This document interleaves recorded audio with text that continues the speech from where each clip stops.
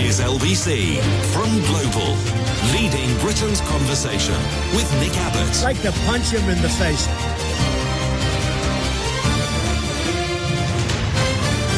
I'm not a big fan of his brain. You know, I have no idea what I'm talking about. I just fill the air with noise, and I just say Putin and peace, and I say peace and Putin. If I say it enough, will they give me the prize?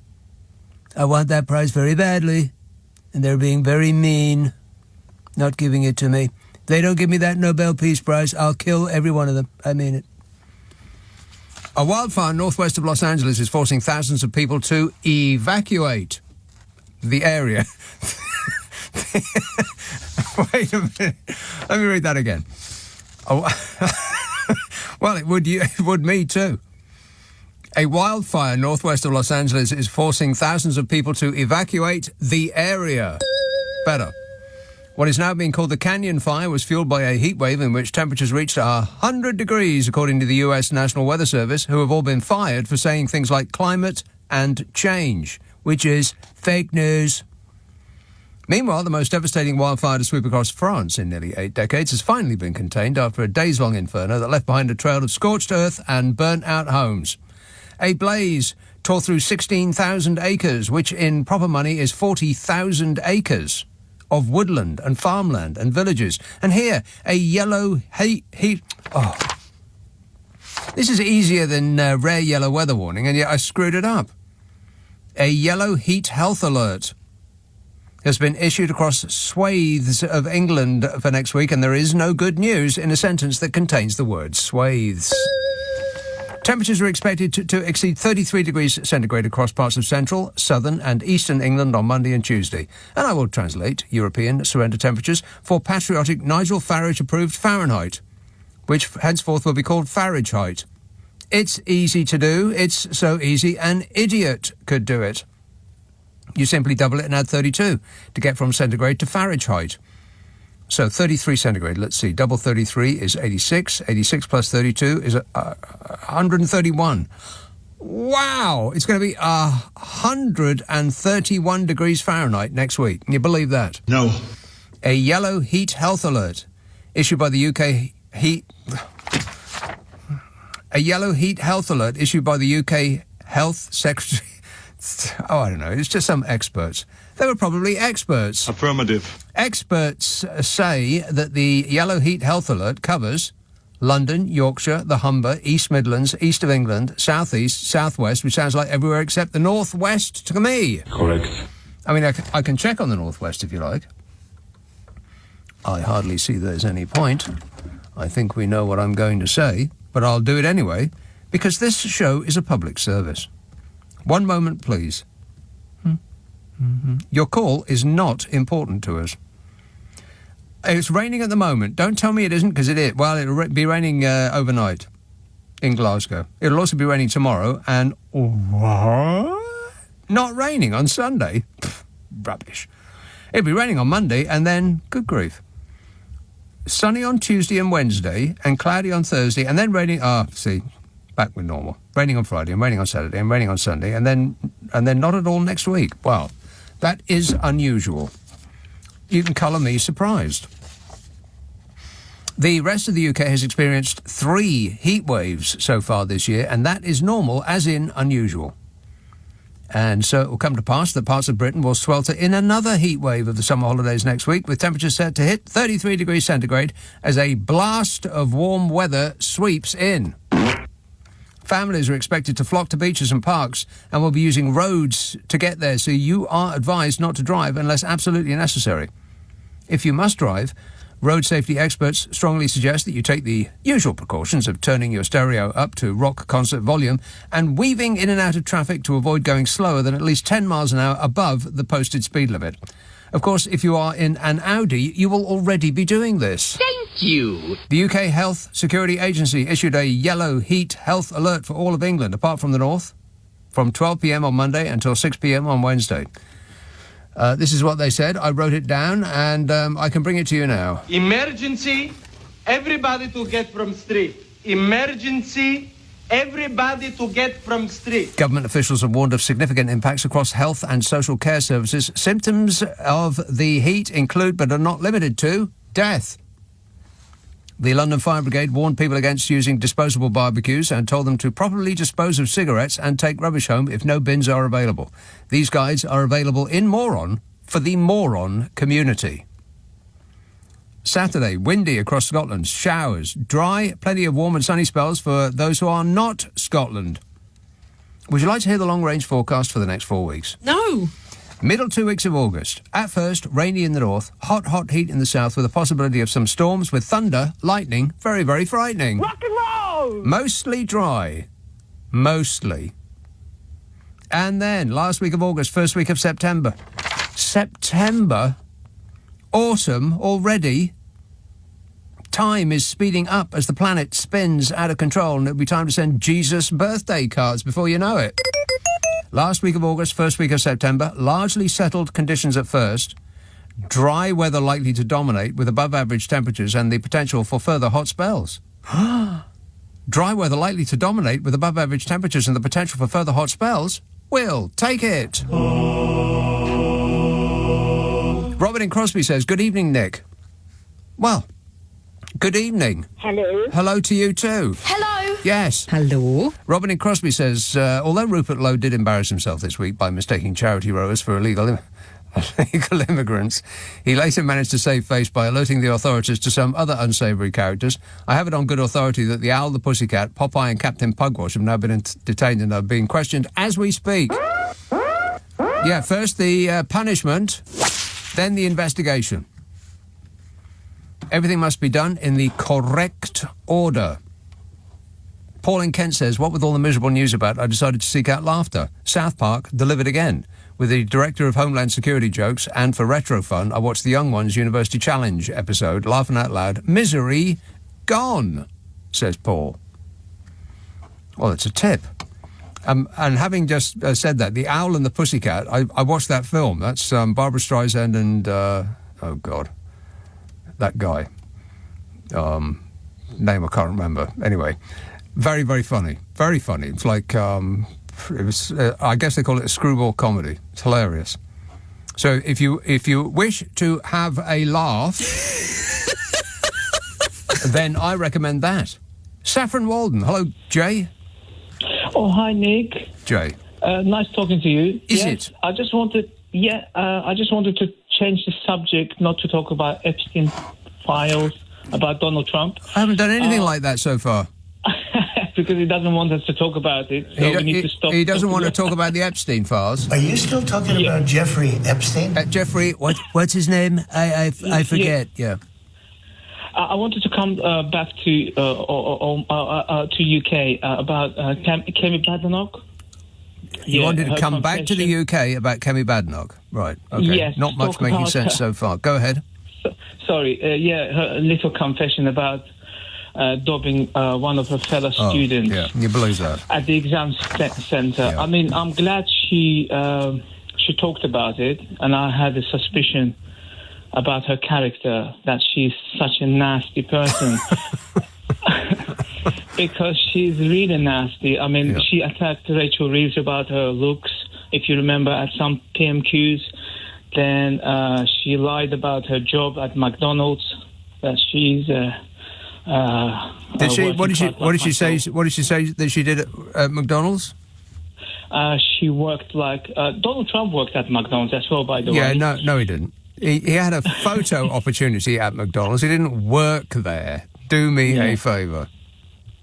And then and she, basically, and then she lost God. She doesn't believe in God. Yeah, doesn't believe in God anymore. No. Right. But the reason why she doesn't believe it because of some kind of that guy who was looking at his daughter. Right. But here, Jay, have you got one of those? Have you got one of those fire alarms that goes off when the batteries are running out, and you're ignoring it? I need to change the battery. Yeah, as in right now, immediately, if not sooner, Jay. We're about to go into another heat spell. And you've got a fire alarm that is screaming at you. And you're ignoring it. I don't know how anybody can ignore those things. They're designed to be annoying. They're designed to propel you into action. That's going to go on all night long, Jay. It's been going on for 2 weeks. Oh, my God. Get on with it, man. Put the phone down right now and fix that thing. I hear that so often. So many people call in and they got that beep. It's so irritating. That in the background, it's even worse than that. It's sort of a. It's worse than that. It's even worse than that. It's such a piercing chirrup as well, and you can't prepare yourself for when it comes because it's almost as like it's on. It appears at a random time, which is probably not the case. It's probably on a timer that it chirrups every 30 seconds or 50 seconds, whatever it is. But it seems as though it's random because you can't predict when it's coming. It's so irritating because it's designed to be irritating. They're trying to save your life, Jay, crying out loud, and he's resisting. Can you believe that? Just for the price of a battery in 5 minutes. Well, it might actually take more than 5 minutes to replace the battery in one of those things. I've spent hours trying to do it on one of them. At 5 o'clock in the morning, when that blooming thing started chirruping and woke me up, first of all, you've got to go and find out which one it is. And if you've got more than about 3, then good luck with that. Because you stand under one and you've got to wait till it chirrups to see if it's the one that you're standing under. And it's not that one, and they're very hard to pinpoint. It's very hard to try and figure out which direction it's coming from. So you've got to go and stand underneath all of these things, 5 o'clock in a blooming morning. Not that I'm complaining or anything. Whinging and whining and moaning. And each one seems to have its own top secret method of entry. I mean, it should be perfectly simple. Why isn't it? I mean, they're not keeping jewels in there. It's not a blooming safe, for crying out loud. You're supposed to be able to pop them open really easily. I mean, why do they make it difficult? But difficult they do make it. I had to sit down and fire up the computer and ask it questions. I mean, I had to try and read the serial number on the blooming thing on the ceiling and then look in the internet to see how you open the thing. But you know me, I never complain. Stop whining. Yeah, okay. Will do. I'm just trying to help. Am I helping yet? No. This is LBC with Nick Abbott. Call 0345 6060 973. Text 84850. Alexa, send a comment to LBC. I would say he's incompetent, but I don't want to do that because that's not nice. Thanks for being nice, Donny. You're the best not nice person in the world ever. Okay, here's that story. The Conservative leader, the leader of the Conservative Party, Tory party leader. Can you remember? You're thinking? No idea. It's Kemi Badenoch. Oh, you'd forgotten about her, right?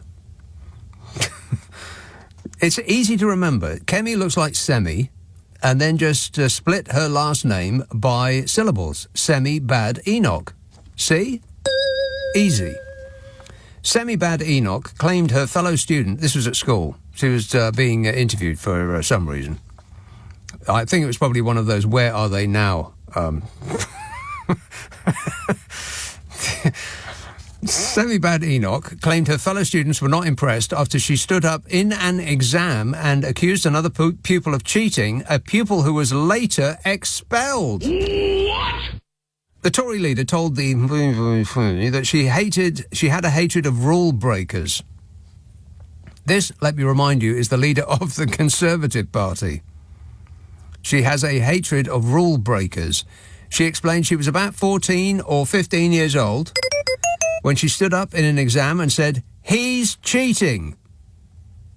He's the one that's doing it." And that boy ended up getting expelled, she said, with her trademark goofy grin. Badenoch claimed her fellow students failed to praise her for ratting on the pupil. They said... No! She said, "I didn't get praised for it. I was a relatively popular kid at school." Okay, hands up who believes that. And now hands up who doesn't. Well, that's overwhelming. "I was a relatively popular kid at school," she said, and people said, "Why did you do that? Why would you do that?" And I said, "Because he was doing their own thing." But she didn't say it like that. A fun fact, this stickler for the rules abstained on a vote supporting a report that found that Boris Johnson repeatedly misled Parliament. You did, though, didn't you, Blobby? You did mislead Parliament. I followed the ministerial guidance at all times. I followed the ministerial guidance at all times. I followed the ministerial guidance at all times. Yeah, it doesn't matter how many times you say it. It came during a wide-ranging interview where the embattled Conservative leader was had also announced that the case of the Austrian sex offender Joseph Fritzl killed her belief in God.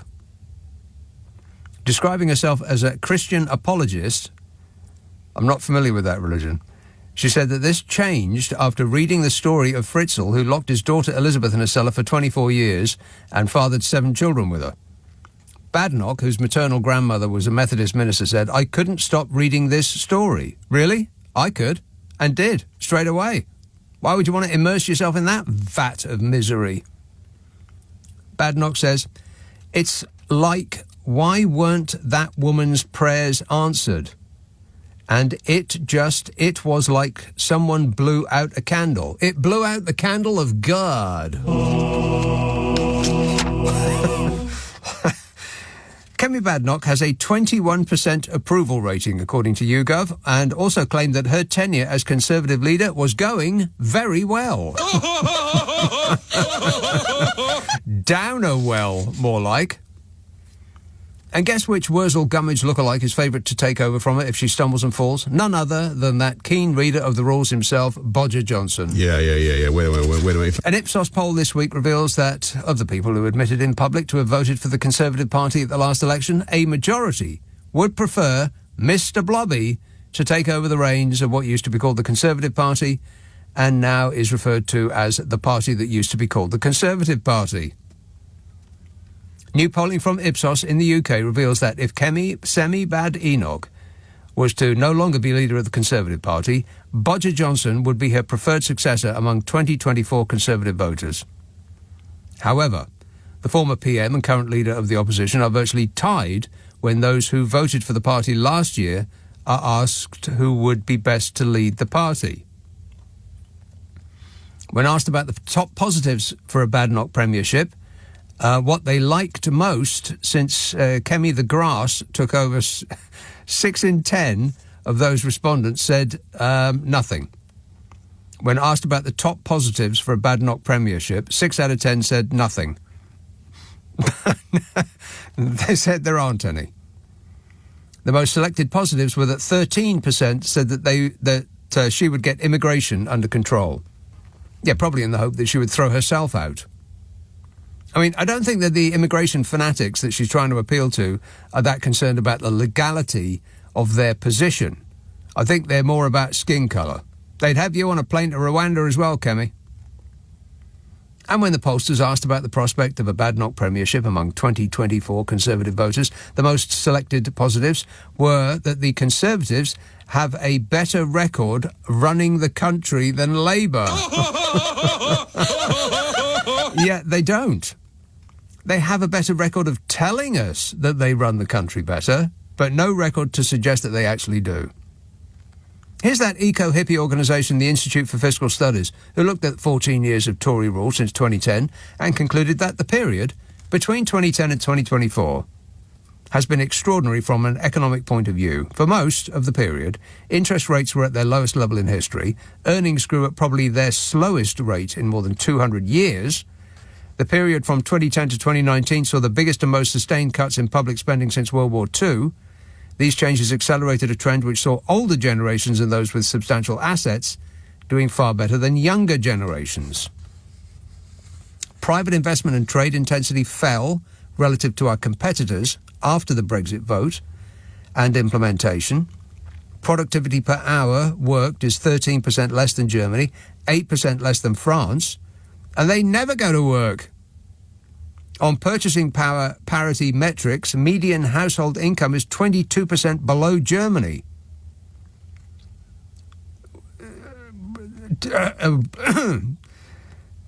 That's astonishing. 22%. We are 22% poorer than our German equivalents. None of which sounds very good, under 14 years of Tory rule, unless you are rich and old or German. 0345 6060 973. Here is a call, very apropos. Leicester. Hello, Mark. Hi, Nick. How you doing? Good, thanks. Do you think, well, there's two other things I want to talk about, but first, do you think old Donny practiced that pause in between Jeffrey and Epstein? I just... Jeffrey... Epstein. Are you still talking about Jeffrey Epstein? Yeah, I think it's the pause that makes us think that he isn't too familiar with him. Jeffrey, what was that name again? Epstein. Oh, yeah, no, I never met him. I know nothing about him, yeah. Do you think he practiced that pause, though? I don't think he practices anything at all. He just opens his mouth and it all comes out. Yeah, that's a good point, yeah. Stream of consciousness.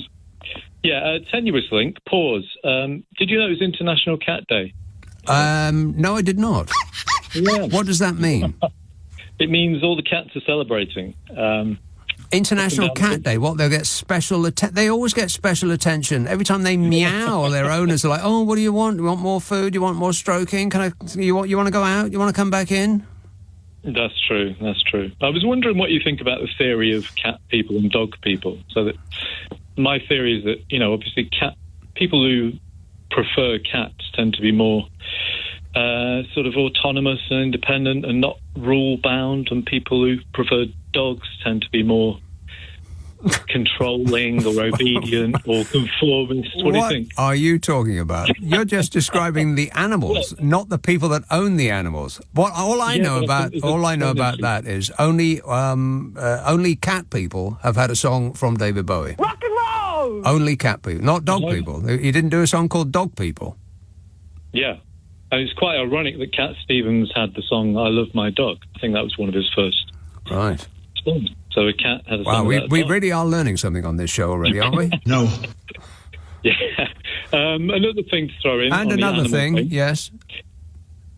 We were talking about 6'4" wingspan of a red kite the other week. Did you know there's a bird with an 8-foot wingspan in the UK?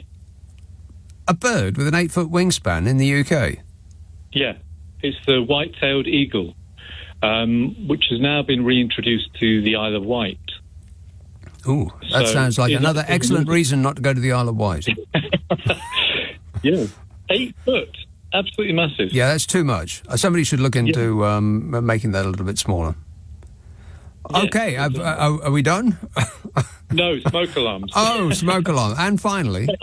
I wasn't going to talk about that, but then you mentioned it. So we had a neighbour who had a smoke alarm that went on like that, I think every 41 seconds. Yeah. I remember in the end timing it, so I knew when to expect it. And it went on for I think it was 4 or 5 months. It's like an electric charge that just zaps you every time it goes off. It's actually physically painful. Why do people live with that? I just don't understand.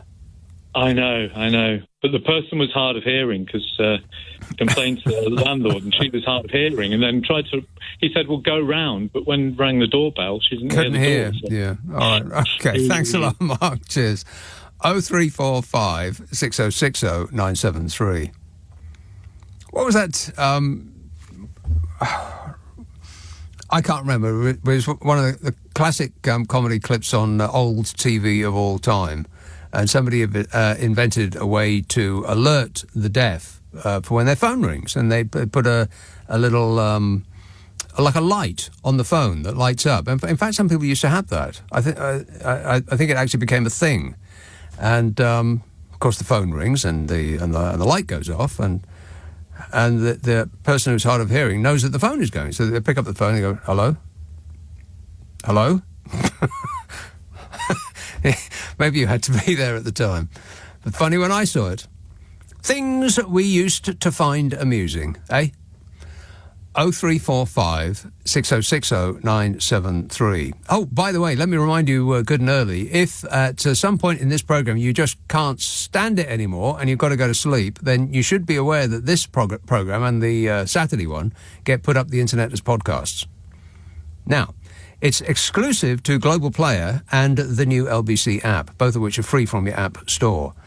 And the thing to ask for is Nick Abbott, The Whole Show podcast. Last weekend's took a bit of time to get up because of a technical problem. But I don't expect such a problem to be the case this week. Nick Abbott, The Whole Show podcast, and the idea is we take the news and most of the ads out. Mostly. Which means it takes less time to listen to, which will give you more time to wonder whether it's okay to laugh at that deaf telephone gag. Probably not. Nick Abbott on LBC. Call 0345 6060 973. Hello, boys. This text says, last week, Jeff from The Goose and Cuckoo rather dismissed the name of a famous village on Anglesey. Llanfair PG is the short version. I double dare yourself or Jeff to attempt the full version, says this person. Yes, Jeff, attempt the full version. In fact, I'll do it for you. All right. He says, I'll break it down for your convenience, and he's broken it down for my convenience. And it is as follows. Llanfair Pull Gwingle Clanticilio Go Go Go. Yeah. Close enough for jazz. Anyway. Yeah. Yes, Jeff. Have you noticed the on Twitter the Zelensky is getting in touch with just about every European leader, one after the other, on and every Twitter? time he does it.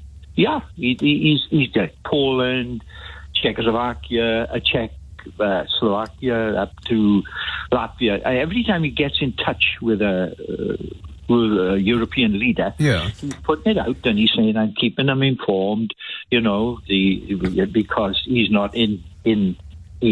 I think he senses there's a bus coming down the road and the hot breath of large men behind him. He might have an accident, He's trying to make sure that everybody knows that there's European unity, because you get the feeling, you sense, Nick, that things have been set up, Who's setting it up? Trump and Putin. You think Trump and Putin are in cahoots and they, between them, are going to kill Vladimir Zelensky? No. Oh. They're not going to kill I got Zelensky. that wrong. They're just going to throw him under the bus. Oh, right. Okay, metaphorical bus. Yes. All right, I thought you were actually saying they were going to throw him under a bus. You mean metaphorically speaking? Right. Absolutely no evidence for this whatsoever. No. But which doesn't prevent it from being a fact. Exactly. And I'm looking at it thinking it's a whole of a most disgusting, vile thing that's happening. And I'm absolutely furious. I've been chewing the coffee table, everything. Well, Vladimir Putin's been trying to bomb him into submission, and that isn't going very well. So what's Donald Trump got to do with it? Well, he's going to come in and say, right, you've got to give up this chunk of land, you've got to give up this chunk, or this, or perhaps it's even been prearranged before the meeting. Yeah. Well, Zelensky's not in the meeting. Right, well, Zelensky's not going to be taking any land. Putin's not going to be giving up any land. Putin's just going to be taking land. And exactly. It's going to be taking whatever he tells Donald Trump he wants to, because the relationship, weirdly, seems to be Vladimir Putin at the top and Donald Trump his obedient pet. Weirdly. Well, look, Nick, when no one has yet explained to me how Melania Trump gets exhibited nude after he's elected on Russian television. On the news. It was the news that they put it on, yeah. Could somebody explain the meaning of it all? Well, the meaning must be to remind Donald Trump who's in charge. But why Vladimir Putin is in charge? Well, nobody knows. I mean, brighter minds than mine have bent their intelligence to try to figure it out, and they haven't been able to they've been able to come up with many suggestions, but we don't know whether any of them are true or not.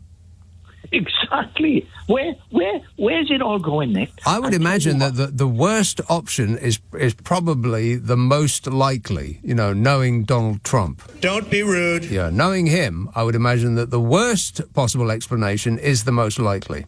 Yes. The whole of this, coupled with this relentless, remorseless antagonism to any form of renewable power. Yeah, it's got to be. Well, that's a simpler thing to. That's got to be. That's a simpler thing to answer. The people who have poured hundreds of millions, if not billions, of pounds into Donald Trump's orbit are those with either direct or indirect interests in the fossil fuel business. Yeah, well, he's got a double ban now. He's not allowed in the Goose and Cuckoo. No way.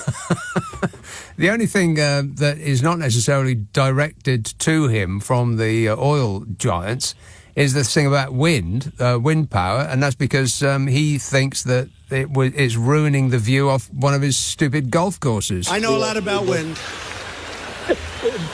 I know a lot about wind. Yeah, you don't know nothing about wind or anything else, as a matter of fact. I just can't believe it, with Lowe identifying these immigrants coming on a charity row and all that.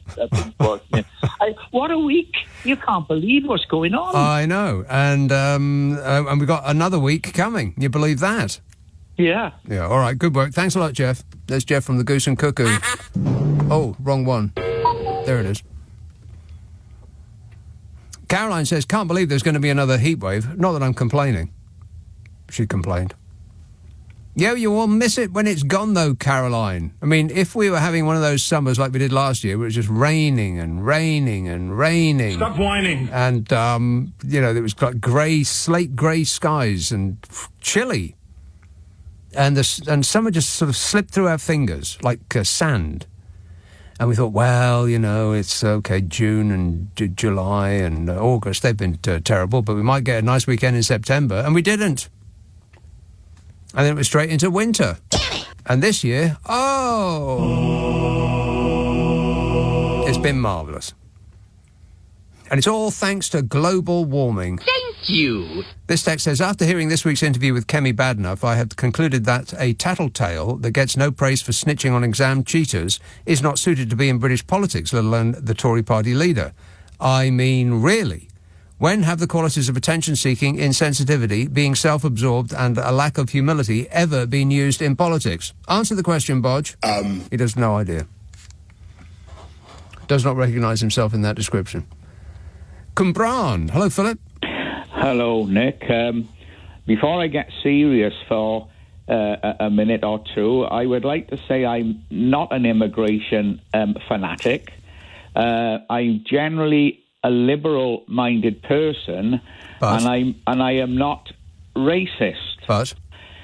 But this situation that's going on is the case of the straw has broken the camel's back. What situation? We cannot carry on with this situation with nothing being done about it. Do you know how long people have been saying that, Philip? Oh, yes. Forever. Yes. We're full. People have been saying we're full for 100 years. Well, there was a gentleman on the so-called expert a few days ago on some channel saying that, I support the EU. And he said that if we had stayed in the EU, part of the structure, we could have always been at the table. There was freedom of movement. This could have been sorted out. Well, we could have sent them all back, Philip. Unfortunately, and ironically, when we left the EU, we couldn't. Well, that is true. But we have to face things now. We are out of the EU because the British people voted us out. Yeah. We are never going to go back. I'm 71. 71 years old. How do you know? Most people now want to go back. Well, I don't think we'll go back when I'm still alive. But well, can you hurry up? But we have to deal with the situation as it is now. Now, I live in South Wales, as you can tell, another Welshman ringing into you. Now, the dentistry situation in South Wales has nothing to do with immigrants. It's absolutely no. In fact, the dentist that you see will probably be an immigrant. Yeah, but the point is, and our Labour Welsh government in Cardiff, the ones that brought in the 20-mile-an-hour speed limit. Yes, you're welcome. Thank you. Yeah, so they are reforming the dentistry next year, which is going to make it worse. Now, they're reforming it to make it worse. Exactly, yes. Well, in what way worse? Well, you will not be designated to a dentist anymore. You'll be given a dentist anywhere, any place. You can have one in that, and it's ridiculous. But without any place, anywhere, any time. But without wasting time on that, I hear and I can't prove, but these immigrants are getting free this. Free that. Yeah, you've heard, but you can't prove. And people who are oily charlatans are trying to make you angry by lying to you about the situation as it exists now, Philip. And it seems like you're falling for it, hook, line and sinker, because all of the things that you said at the beginning of this conversation are probably not true. All of those, now, I'm not this and I'm not that. Now, why would you come out and say that if that were actually the case? Oh, no, honestly, Nick, I am not. I mean, I had a heart bypass operation many years ago. The surgeon... So you've still got a heart? Is that what you're saying? He was from Sri Lanka. Right. I'm not... So without immigration, you'd be dead now. Yeah, but this boat situation is a totally... This boat situation is a microscopic problem compared to the number of people who come here legally. Philip, you're talking about a percentage in the single digits. They're trying to make you angry about a tiny problem that's not really affecting you one way or another. And those people that show up for those little afternoon riots... If they weren't doing that, then they'd be picking a fight in a pub, or they'd be going to the football when that's on and punching somebody on the terraces. They're just out for the excitement. That's what it is. It's a nice afternoon out with a bit of bother. It makes the blood fair course around the veins, don't it? I mean, some people like to go and see scary movies. Some people like to throw themselves out of a plane with a parachute on. And some people like to pick fights with strangers. It's exciting. That's what that is. Anyway, I've heard enough, Philip. I just can't take it anymore. And why you decided to take over this show with that topic, I don't know. Have you heard this show before? This says, quick question. When sliced bread was invented, what did people say it was the best thing since? Huh. That's a good question. 034. That's more in keeping with this show. Nick Abbott on LBC. Call 0345 6060 973. Would you mind telling me what this is all about? Yeah, well, momentarily it was about small boats. But not no more. Not on this show. So that's a good question. When sliced bread was invented, what did people say it was the best thing since? This text says, Nick, on Saturday the 4th of December 2021, speaking about how awful Blade Runner 2049 was, you incorrectly referred to Ryan Gosling as Ryan Reynolds. And I did that apparently on Saturday the 4th of December 2021. Blimey. How'd you know that? But I was completely correct in every respect. I don't care whether it was Ryan Gosling or Ryan Reynolds. I wouldn't be able to pick either of them out of a lineup. I've got no idea who's who or what's what. But I do know that Blade Runner 2024 was a very, very dull film. Boring! It was either Ryan Gosling or Ryan Reynolds staring out the window for 5 hours. And then, spoiler alert. Warning, warning. That bloke from Star Wars punched him in the face. That was my favourite part. South Norwood. Hello, Philip. Oh, good evening, Nick. Yes, Philip. George Segal. George Segal is the correct answer. Yeah, at actually, funny enough, Nick, one of his films got me into an argument on LBC some years ago. We should explain what George Segal was in. It was in The Owl and the Pussycat with Barbara Streisand. Barbara Streisand. One of them wait a minute. One of them screwball comedies that I saw just this week. In fact, I think on TV they had What's Up, Doc? Yeah, that is. Yeah, I remember that. Very, very funny. Ryan O'Neill. I would say that Owl and the Pussycat is funnier.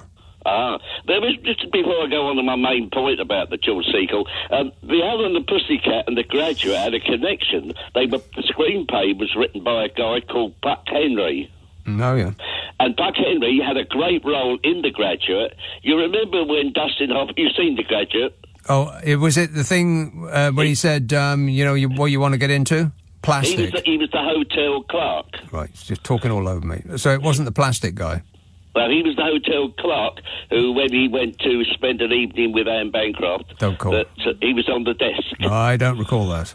Well, anyway, George Segal, one of George Segal's films got me into an argument on LBC some years ago. Mm-hmm. Now, a guest had, in the studio, they had two well-known singers, who appeared in a George Segal film called Roller Coaster. Have you ever heard of Roller Coaster? No. So it's a semi-disaster. Anyway, they had Sparks in the studio. Sparks? Yeah, rock and roll. This town ain't big enough for the both of us. Rock and roll! And they opened the phone lines, Nick, and I got a chance to have a chat with Sparks about their appearance in the film Roller Coaster. Yeah. And they turned around and said they hated it. They hated the film. Right. Well, So I got into a bit of a discussion about, why they hated it and, this, that and the other. Was it because it was a bad film? No, it wasn't a bad film. I bet it was. It was. It's a good film. Now, you said that it was a disaster film, so presumably somebody was locked in on the roller coaster and they couldn't get off. No, it was about a guy who was going round blowing up roller coasters. Oh, right. And he was the safety officer. He's a great actor, isn't he? And he was the safety officer who had the to go... safety officer was blowing up roller coasters? No. He was going round to find out who was doing it. Right. And the fine finale takes place at Magic Mountain in Los Angeles. You ever been there? I think I have. Magic Mountain, yeah. And anyway, the finale takes place there, and Sparks are singing. It's 4th of July, and Sparks are singing in the finale on the stage. It sounds absolutely awful. No, it's not. No, I'm having an argument with you as well. You were arguing about people who had actually been in the film about whether the film was any good. I was saying that I enjoyed the film and I thought it was a good film. They thought that it was rubbish, and they having appeared in the film, I'd say I'd take their word over yours. Well, perhaps it was a bad day, because they smash guitars and things like that, don't they? Sparks? Yes. No.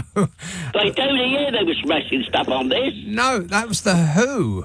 No. In the film, I know the film, it's one of my favourite films.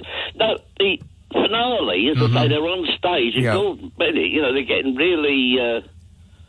I sing Bad Boy. Do you know the song called Bad Boy? No.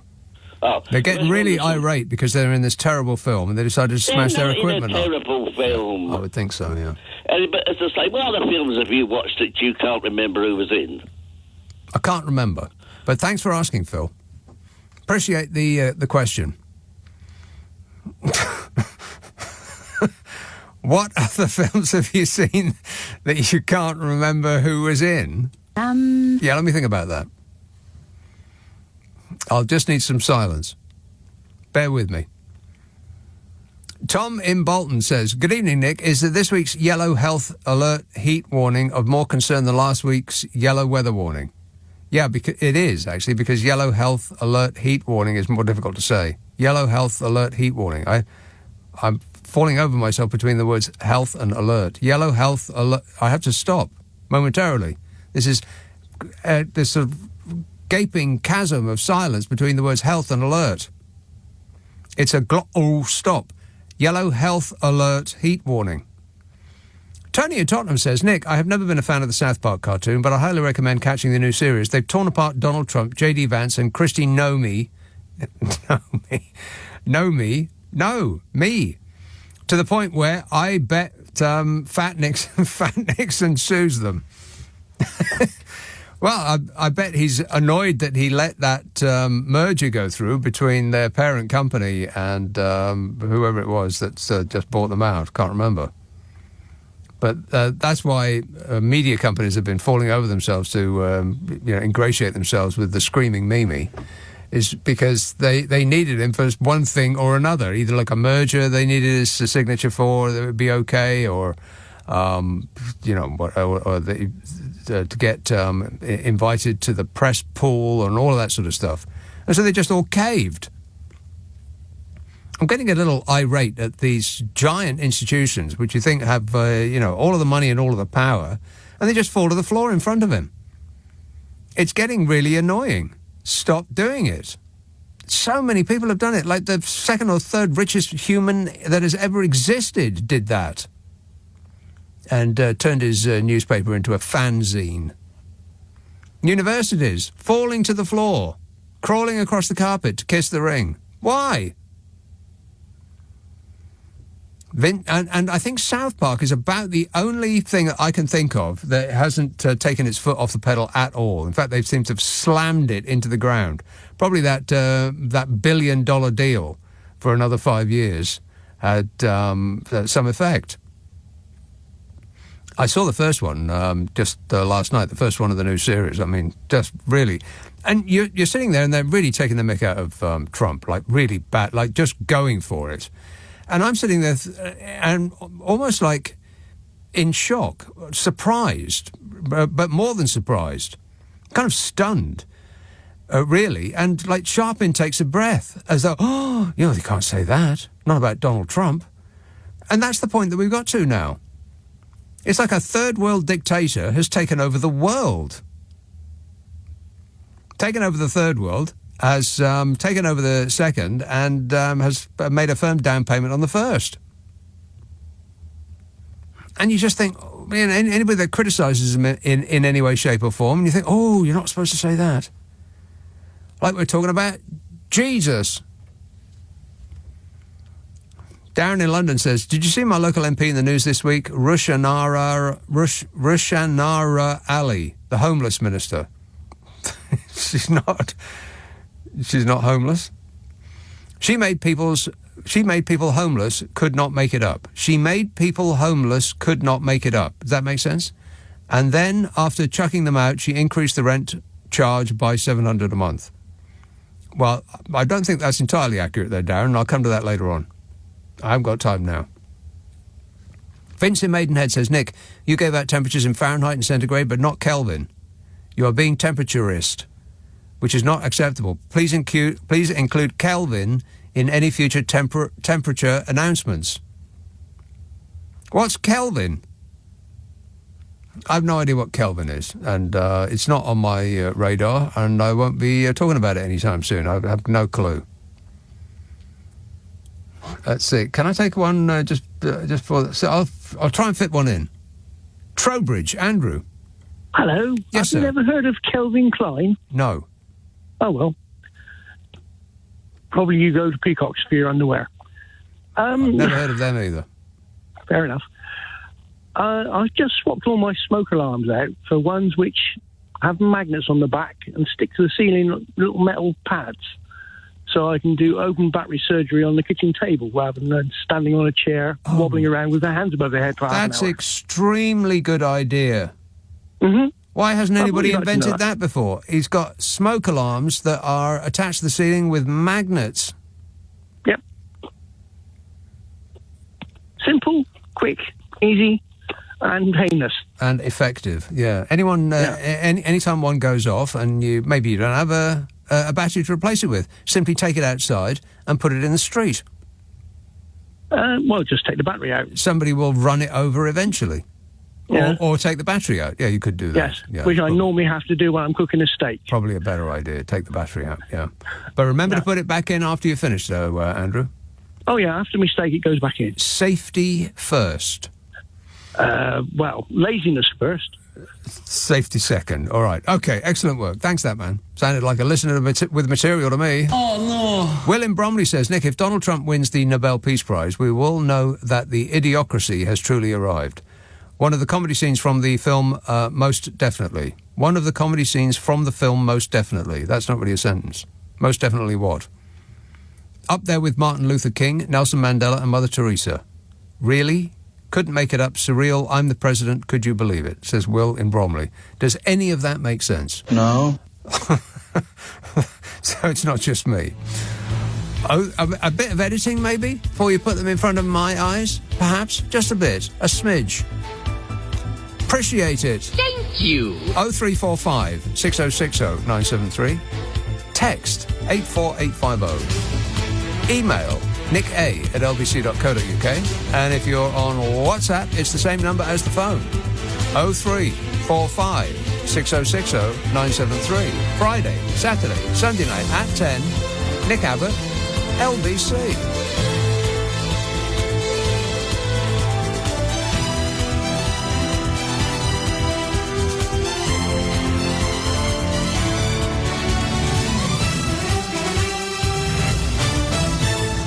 On your radio, on the LBC app, and Play LBC. leading Britain's conversation. This is LBC.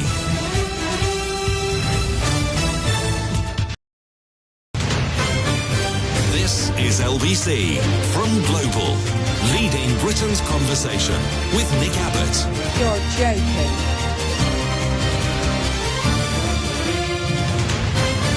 My dog's been taken. 0345 6060 973. Tessa texts, like Rupert Lowe, I am deeply concerned about all of these charity rowers invading our country. This doesn't make me right-wing, I'm just a patriot, says Tessa. Got her eyes on the sea. Keep them peeled, Tessa. Let us know if there were any developments. Kelvin, hello, Daz. Hello. Daz. Nick. Absolutely. I'm just going to tell you, you are absolutely brilliant. You, Carol McGuffin. Oh, right, yeah. Carol McGuffin, yeah. Gibbon, as I call her. What you was talking about before, about the red light on the head for the deaf. What? What? For the red light on the head for the deaf, for ringing. The red lights on the heads of the deaf. Oh, yeah, right. Mm-hmm. Okay, Yeah. leave that behind us. Carry on. Rowan Atkinson. Rowan Atkinson. Oh, yeah, that rings a bell, yeah. Was it not the 9 o'clock news, maybe, something like that? 9 o'clock news, fast show. I don't know who's in the fast show. Other TV shows are available, yeah. But, yeah. Anyway, I am a listener. I don't ring up. And now you're a caller. Well, congratulations, Daz. Everything seems to be going swimmingly. Appreciate it. Thank you. 0345 6060 973. Rowan Atkinson. It was his fault. Don't blame me. Simon on the Ashby Canal says that they make the smoke alarms complex to get into, to give radio presenters something to chat about when everything else in the world is perfect. Chat, more like whining. Whinging and whining and moaning. Whinging and whining and moaning, yeah. Everything else in the world is absolutely perfect. Like What's It out of Wills and What's It. Text says, I broke both my legs slipping downstairs trying to change the battery of a smoke alarm. Well, yeah. Well, smoke alarms are very dangerous. Any fool know that. This says, we had a loft extension done about 20 years ago and they insisted on putting one of these blooming smoke alarms in every room.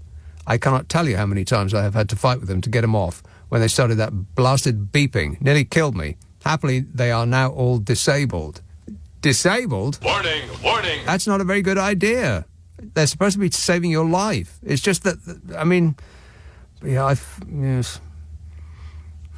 It would be better if they put them in places that are easy to access. But, that would be leaving it in the hands of an electrician, and electricians tend not to want to do that. They tend to want to make it as difficult as possible for you to change the blooming thing. Why? I've got no idea. It's maybe because they're evil. And don't even get me started on plumbers. Lloyd and London. Maybe? Lloyd in London texts, Kemi said the boy got expelled, but has also said that she went to an all-girls school in Lagos, Nigeria, until she was 16 and returned to the UK. Did she? Oh, somebody should look into that. That wasn't a fabrication on her part, was it? In order to make the public like her more. Because if so, I think she may need to think that story out again. I mean, I didn't previously think it was possible, but I like her even less now. What? Yeah, even less than I did before. Wouldn't have thought that possible, but she made it happen. She said the boy got expelled, but has also said she went to an all-girls school in Lagos in Nigeria until she was 16 and returned to the UK. Well, I don't know. We'll have to cross-reference both stories and find out. Somebody should look into that very strongly. Ebba Vale, hello, Tina. Oh, hello. Tina. Just a moment. Hello. Yes, Tina. Right. Jeff isn't Welsh. Jeff isn't Welsh. Oh, if he was Welsh, he could say Anfais, Paul Gwyneth, yeah. Siliog, go. Yeah, we got some of that, Tina. I don't know what you're using as a phone, but whatever it, speaker's gone, then you stand up. Whatever it needs an upgrade. Maybe you need an upgrade. I think I do. Clanfires? Yes. Can you hear me now? No. No, you can. I hope. Clanfires, Port Gwyneth, yeah. Go get it.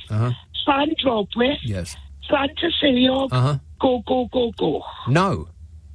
Oh, it was a Tony Gox on the end. Yeah, it was a little bit too many Gox on the end. I know how many. You fail this test and have know to Welsh. leave Wales immediately, Tina. Don't pause to pack. Just take your keys and go. But I'll appreciate the whatever that was. This text says, "Hi Nick, we had an alarm start beeping a few weeks ago. My son went around every one of the smoke alarms to change the battery, but couldn't find which one was causing the issue. A couple of weeks later, we had our central heating service, and the engineer found the offending article. Turns out we had 3 carbon dioxide monitors on top of cupboards, and one was coming to the end of its life. My son took pleasure in putting it out of its misery." Right.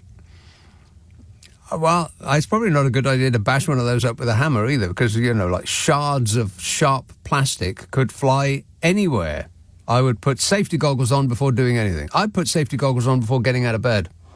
You just never know. Safety goggles and rubber gloves at all time. Write that down. 0345 6060 973. Let's see now. Who's been waiting the longest? Totally fair about this. It's Taunton. Hello, John. Oh, hello, Nick. How are you? Yes, good, thanks. Excellent. Just so that you know that I've been paying attention. Yes. I've just written down on my pad in front of me, safety goggles and rubber gloves at all times. I appreciate your cooperation. And that reminded me, I was going to speak to you about Bonnie Blue. Bonnie Blue. Do you know who she is? Bonnie Blue. We are after the watershed. Oh, the person who does something she shouldn't oughta with a large number of people. Yeah, careful now. Right. She describes it in interviews as sleeping with 1,000 men. But not much sleeping going on, I don't think. No, not much sleeping going on at all. But also, the reason I laughed about the business about safety goggles is because these guys, when they go and see her, they wear balaclavas, right? And I saw her being interviewed about it, because these guys, a lot of them are married or whatever, and it goes on OnlyFans and all that stuff. Right. And she said in an interview, she said, "I love it when blokes turn up wearing blue ski masks." Blue? Yeah, I don't know why blue. Well, everything about this story is blue. But she was being interviewed by oh God, what's her name? Hartley Brewer. Why does blue have such a bad reputation, by the way? I don't know. It's like sliced bread. Yeah, but why blue, of all colours? Why is something rude and is described as blue? I suppose it's like blue job. 0345 6060 973. Jeff in Hackney says, hot weather for London and the UK in the next few weeks! Exclamation mark. At Kew Gardens, where you often talk about, when it's hot, hot, hot in London, is it a good time to go and visit the hothouse? Do you think it might be cooler inside than outside? Just asking. Yeah, I think it's probably not a good idea to go in a hothouse when it's like 90 degrees outside. Probably a poor idea. Yeah, I just wouldn't do it. And don't go to Kew either, because I might go there and, there is the awful possibility that I might run into you, or vice versa. This text says, I'm both a cat and a dog person, and I'm just one mental breakdown away from being one of those people in parks covered in pigeons. Yeah, what is it with people who insist on feeding the birds? I mean, the birds, to my eye, are doing just fine. Pigeons particularly. Have you ever seen a thin pigeon? No. They all look pretty well fed to me. I don't know what they feed on, but, on a Friday and a Saturday night, in the middle of a town near you, they're probably feeding on humans' vomit. There, I've said it. I've actually seen them do that. How appalling. But they don't need your food, they don't need your seeds, and they absolutely, totally and certainly do not need you taking a loaf of bread and breaking it up and chucking it at them. And that goes double for ducks. This text says, Nick, I would consider voting Conservative for the first time in my family tree history if their next leader elected was Dominic Charles Roberts Grieve, a sensible centre ground Conservative and a real decent bloke who can respect and relate. Hard to know from a text tone, but I'm assuming that you're being sarcastic. Here's a call in East Yorkshire. Hello, Mike. Hi, Nick. Yeah, no votes. I promise you. Thank you. I don't know that I'm going to tread on the detailed files of yours here, but have you seen the Texas election scandal that's going on at the minute? Yes, they're gerrymandering. I mean, this is so obvious. You could see it coming a mile away. There are going to be no more full and fair elections in America. That era is over. They're going to cheat their way into staying in power forever. Yeah, so you know that the Democrat representatives left Texas so that they prevented a quorum, so the vote couldn't happen. And now they've set the FBI on them to harass them and bring them back. Yeah, absolutely so.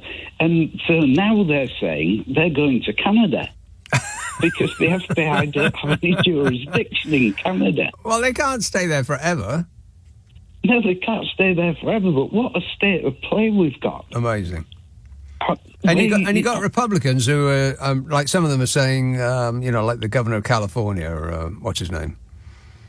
Gavin Newsom. He was saying, well, if they can do it in Texas, then we'll do it in California. And, if we lose 5 seats in Texas, then we'll gain 5 in California. We'll draw the map just like they're going to draw the map. And you've got actual real-life Democrats saying, oh, no, you can't do that because that's against the rules. For crying out loud, these people are bringing their book of poetry to a knife fight. Just get on with it.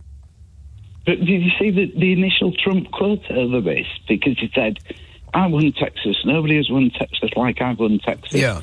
But I didn't get enough representatives. I need 5 more representatives. I deserve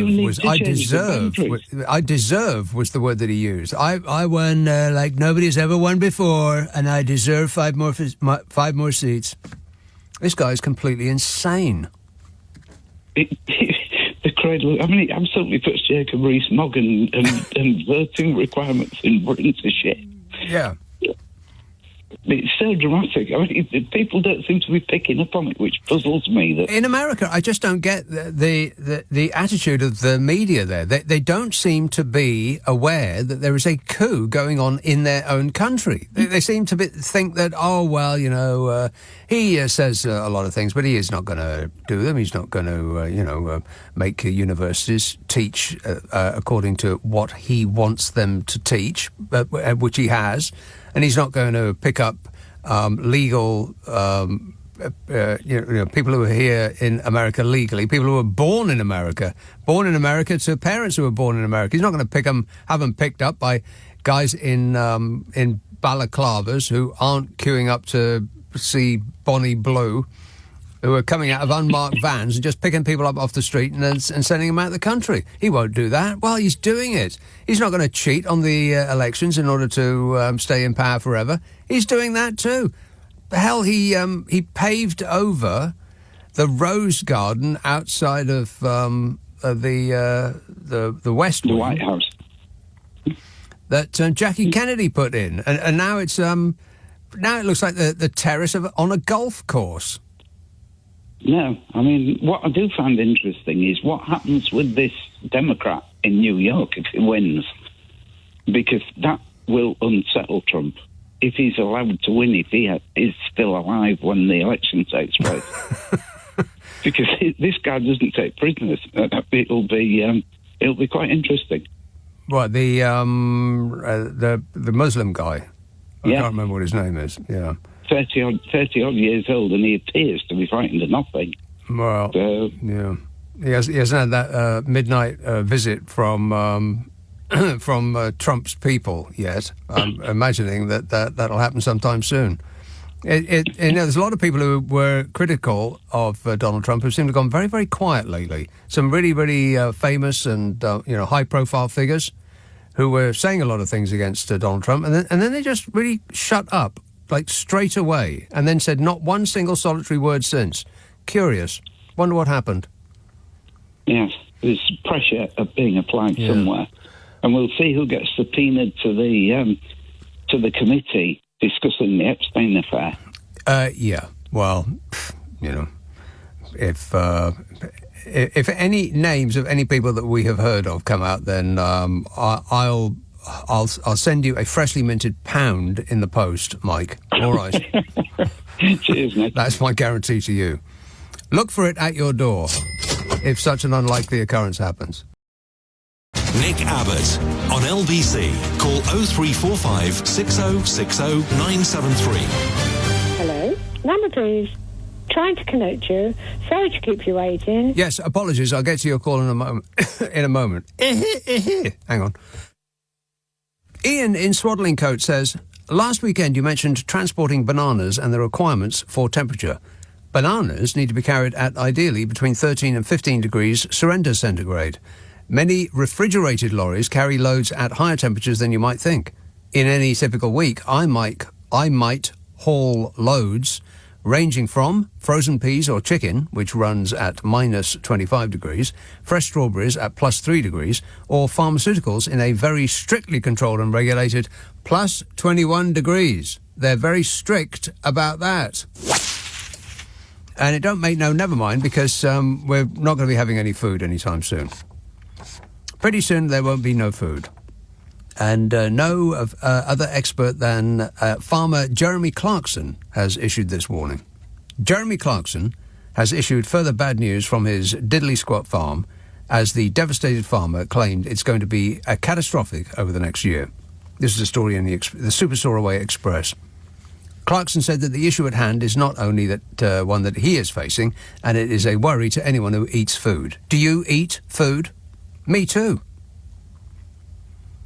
Surely not anything to do with climate change, which Clarkson himself assured us was not a thing. Yes. Yes, it is. Now it's affecting him. Apparently climate change is a thing. On Twitter, Clarkson said, "It looks like this year's harvest will be catastrophic. That should be a worry for anyone who eats food. If a disaster on this scale had befallen any other industry, there'd be a lot of wailing and gnashing of teeth." And that's right. But, we're completely divorced from the source of our food. We don't know where it's from, or what's in it, or how it's going to be affected by climate change, which, as it depends on the climate to grow, will be a lot, I would imagine. And I would imagine that farmers, not just him, but, proper farmers who don't have a film crew from Amazon traipsing around after them, throwing money at them, those who actually rely on what they grow to make a living, those people are stuffed. I mean, last year it was a washout. Vast tracts of the country were underwater and crops would have drowned. This year, it's the opposite. We haven't had enough rain to fill an egg cup. You can't grow anything in a desert except camels. And of the weather, Clarkson wrote, it used to be reasonably predictable, but it just isn't anymore. Well, it's predictably unpredictable. He said in March, Diddley Squat Farm had no rain at all, not even a drop. And so far in May, we've had 4 millimetres. You couldn't keep a window box going with a dribble like that. Is this an up-to-date story or what? In May? And it's all thanks to that thing that didn't exist until he noticed that it was costing him money. And you remember that glorious summer of 1976? Well, it's been drier this year than it was in 1976. This year now has superseded 1976. And not only that, but the music is worse today, and but the hairstyles are better. And we aren't wearing flares anymore. Well, most of us aren't. Clarkson posted, and while we do have about 30 springs on the farm, they're all in the wrong place, so my onions and my beetroots are just sitting in the dust. The wheat, meanwhile, is curling up, the barley won't get cracking at all, and I dread to think what manner of terribleness is being foisted on my poor potatoes. And I don't think that that was a euphemism. And there it is. Doesn't matter whether you believe in climate change, it's going to get you anyway. Insurance companies believe in climate change. Believe that. Tooting. Hello, Jan.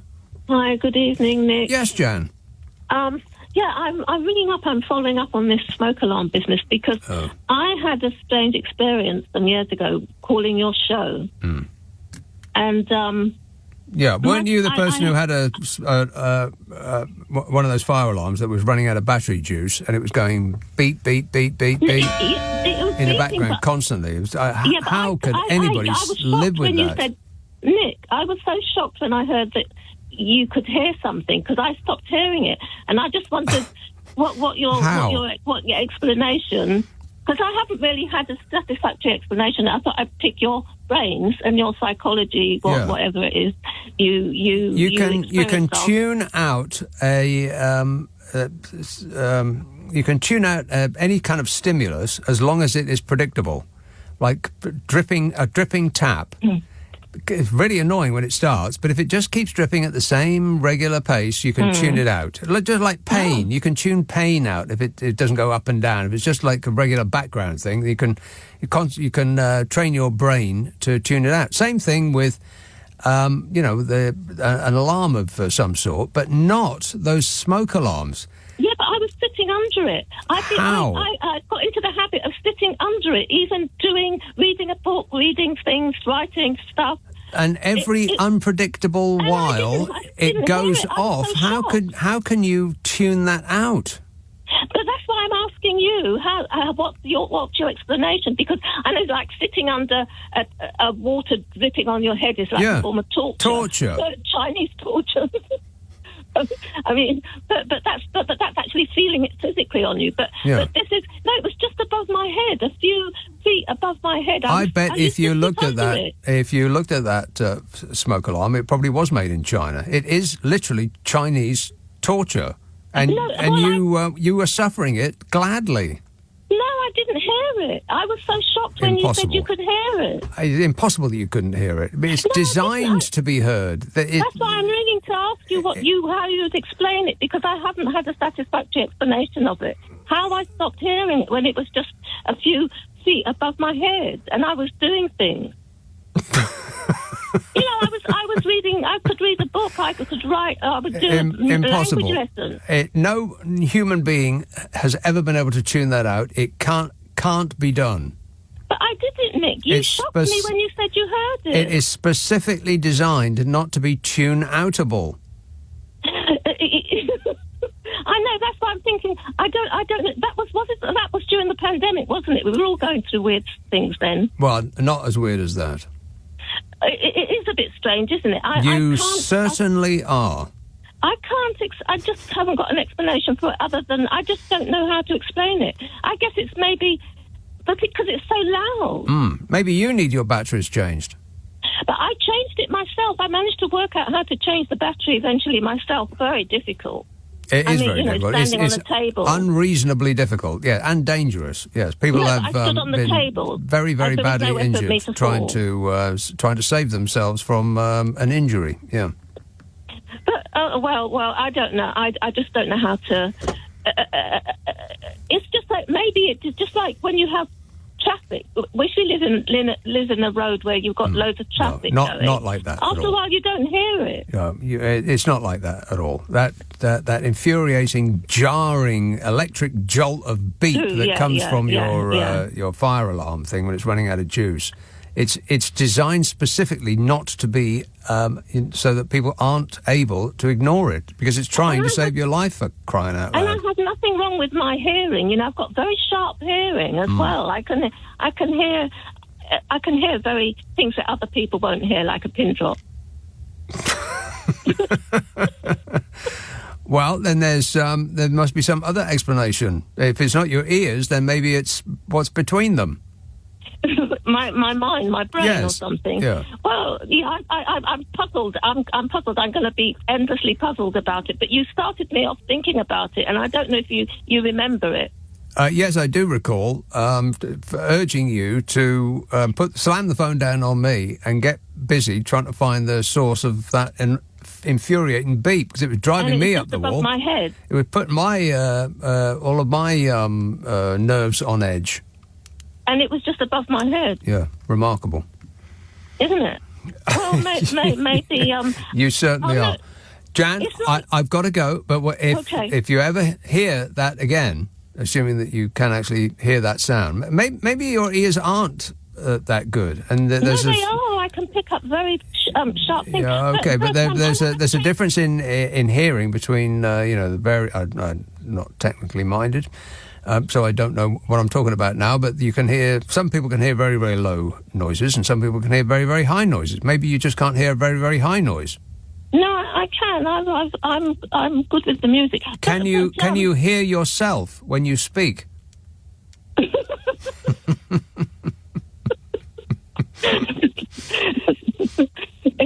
Yeah, I recognise my voice. You can? Right, okay. Well, I'm just checking. I have to check all possibilities. It's the professional thing to do. Jan, I'm going to have to go, but I'll leave you with that. You're welcome. Leading Britain's conversation. Nick Abbot. Alexa, send a comment to LBC. Some whack job can say this stuff and get away with it? Ian texts, dogs have owners, cats have staff. Don't be fooled into thinking you have a pet cat. They have a pet human. If my cat could leave a review on TripAdvisor, I'd get a score of adequate. Well, adequate's okay until someone better comes along, Ian. And this text says, Nick, will you be doing your show on your birthday in 2 weeks' time? Yes, I will.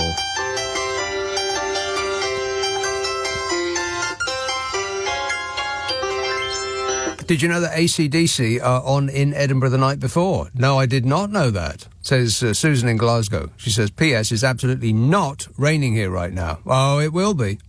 Give it a couple of hours, Susan. Southwark. Hello, John. Hello. In Waterloo yesterday, going up, they closed the escalator. So we get in the lift. I thought, there's a load of people in this lift.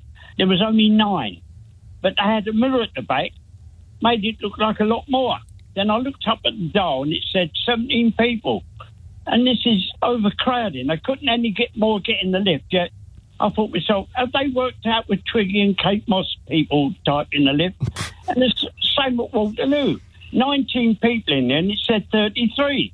I'm thinking, who's doing the calculations?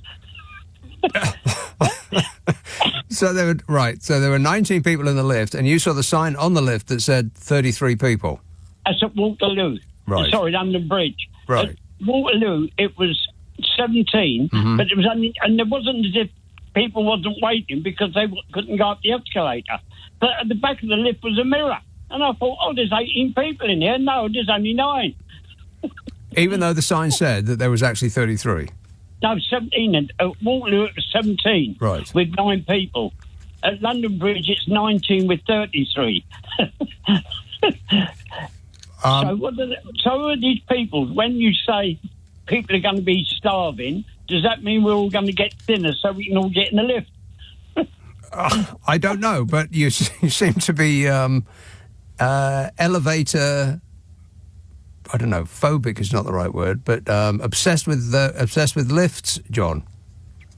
I don't think when it says 33 people on the sign in the lift, it's actually counting the people in the lift, if that is what you were saying. And I'm not entirely sure whether it was or not. But anyway, I would recommend the escalators. Take the escalators from now on, John. Or just climb the steps every once in a while. Get a bit of exercise. This text says Melania actually does care when it comes to rootin', tootin', shootin', Putin. She loathes him almost as much as she loathes Trump. Her grimace, after she first shook his hand, demonstrated her face wasn't entirely made of plastic. She needs to wear some sort of anti-shaking device next time. Huh. Hey, Melania, do you hate Vladimir Putin as much as you hate your husband? I don't care. She just doesn't care about either of them. She doesn't care about anything at this point. Totally beyond caring. And I understand. I understand her position. Here is Hampshire. Hello, Lauren. Hello, Nick. How are you doing? I am great, mate. Do you know what, I just want to say, on behalf of everybody, how much we look forward to Friday night. Oh. That's so the truth. Well, I appreciate it. Thank you. That's the truth. Nick, I want to talk about Kemi Badenoch. Yeah. I'm curious. I'm very curious about this all-girls school, so that's exciting for you to look into, isn't it, if you're going to do homework? Well, there would be homework. I wish my glamorous Delegate. assistant would look into it, and then I wouldn't have to. Yeah, I'm good at delegating. Are That's you? what I do. Yeah. Oh, yeah, I'm very good at it. I'm terrible rubbish at most I am things. terrible at delegating. I can't let anybody do any... I always think, no, they won't do it as well as I do it. No, I mean, I'm really talking about technical things, anything to do with computers, stuff like that, I delegate. Yeah. I know what I'm good at, and I know what I'm rubbish at. What are you good at, Lauren? I'm really harmony. That's what I'm good at. There you go. Harmony? Who do you sing with?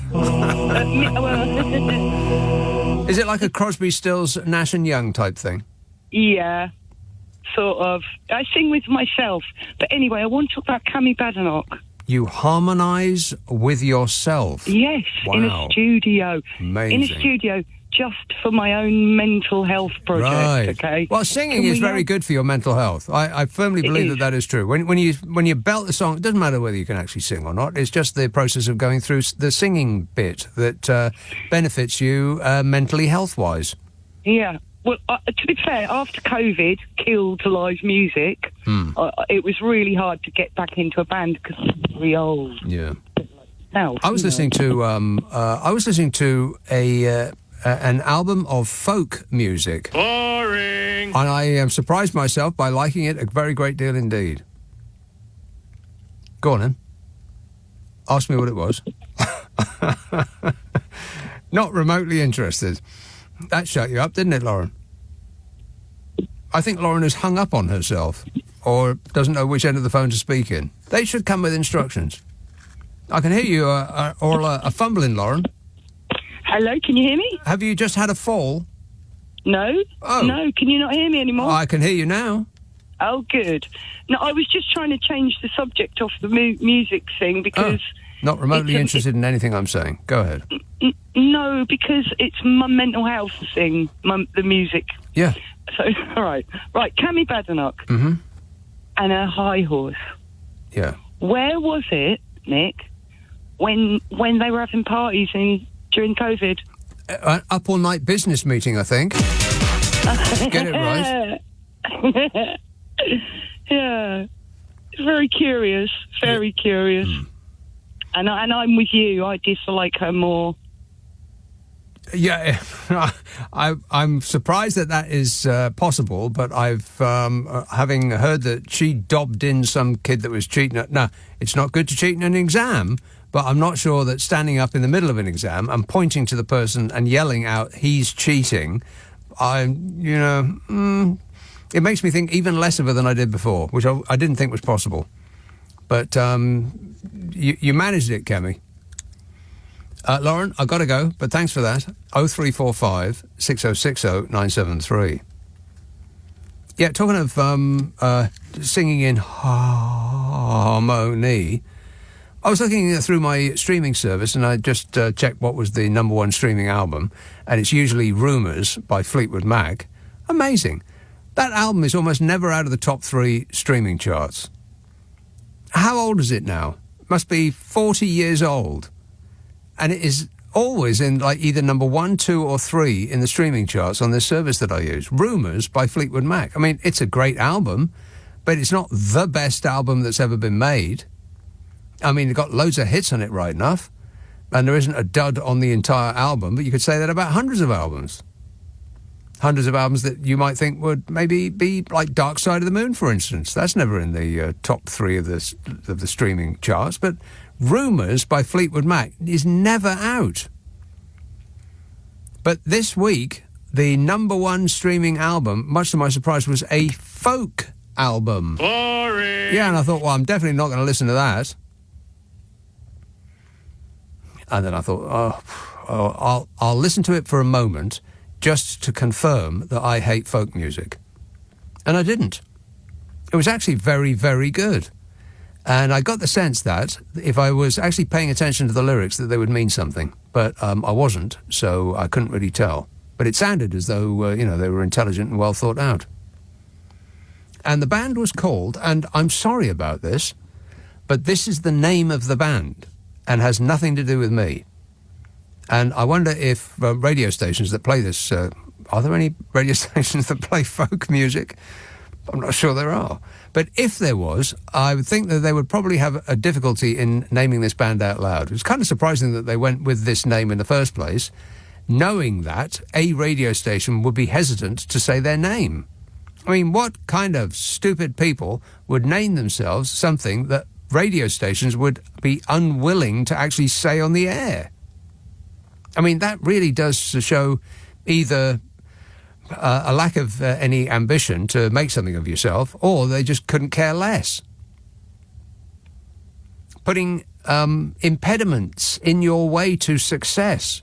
I don't get it. But anyway, they were called, and I apologise about this ahead of time. I am very sorry that I screwed up. Totally I mean, I am so sorry. You just don't know how sorry I am. I'm sorry. I'm sorry, but the band was called 3 Folk Breakfasts. That's what it was called. 3 Folk Breakfasts. And there are 3 women who do folk music, but it was very, very good. A little bit Joni Mitchell, a little bit Crosby, Stills and Nash, and a little bit whatever they are. And it was folk music, and most of it was just a single acoustic guitar. There was some tracks that were a bit more fleshed out than that. But I surprised myself. I mean, not like... I mean, I wasn't shocked. I didn't run screaming from the room, but I was surprised that I liked something that was called folk music by 3 Folk... That's what they were called. And I apologise. I am very sorry. Tim in Wimborne says, "Hi Nick, the device you mentioned for deaf people answering the telephone was a sketch from Not the 9 O'Clock News, which was a Tomorrow's World parody where they used a shredded wheat flake for the microprocessor. Tested out by Rowan Atkinson, who couldn't hear the caller when the red light flashed on as the phone rang. It's on YouTube. It's still hilarious."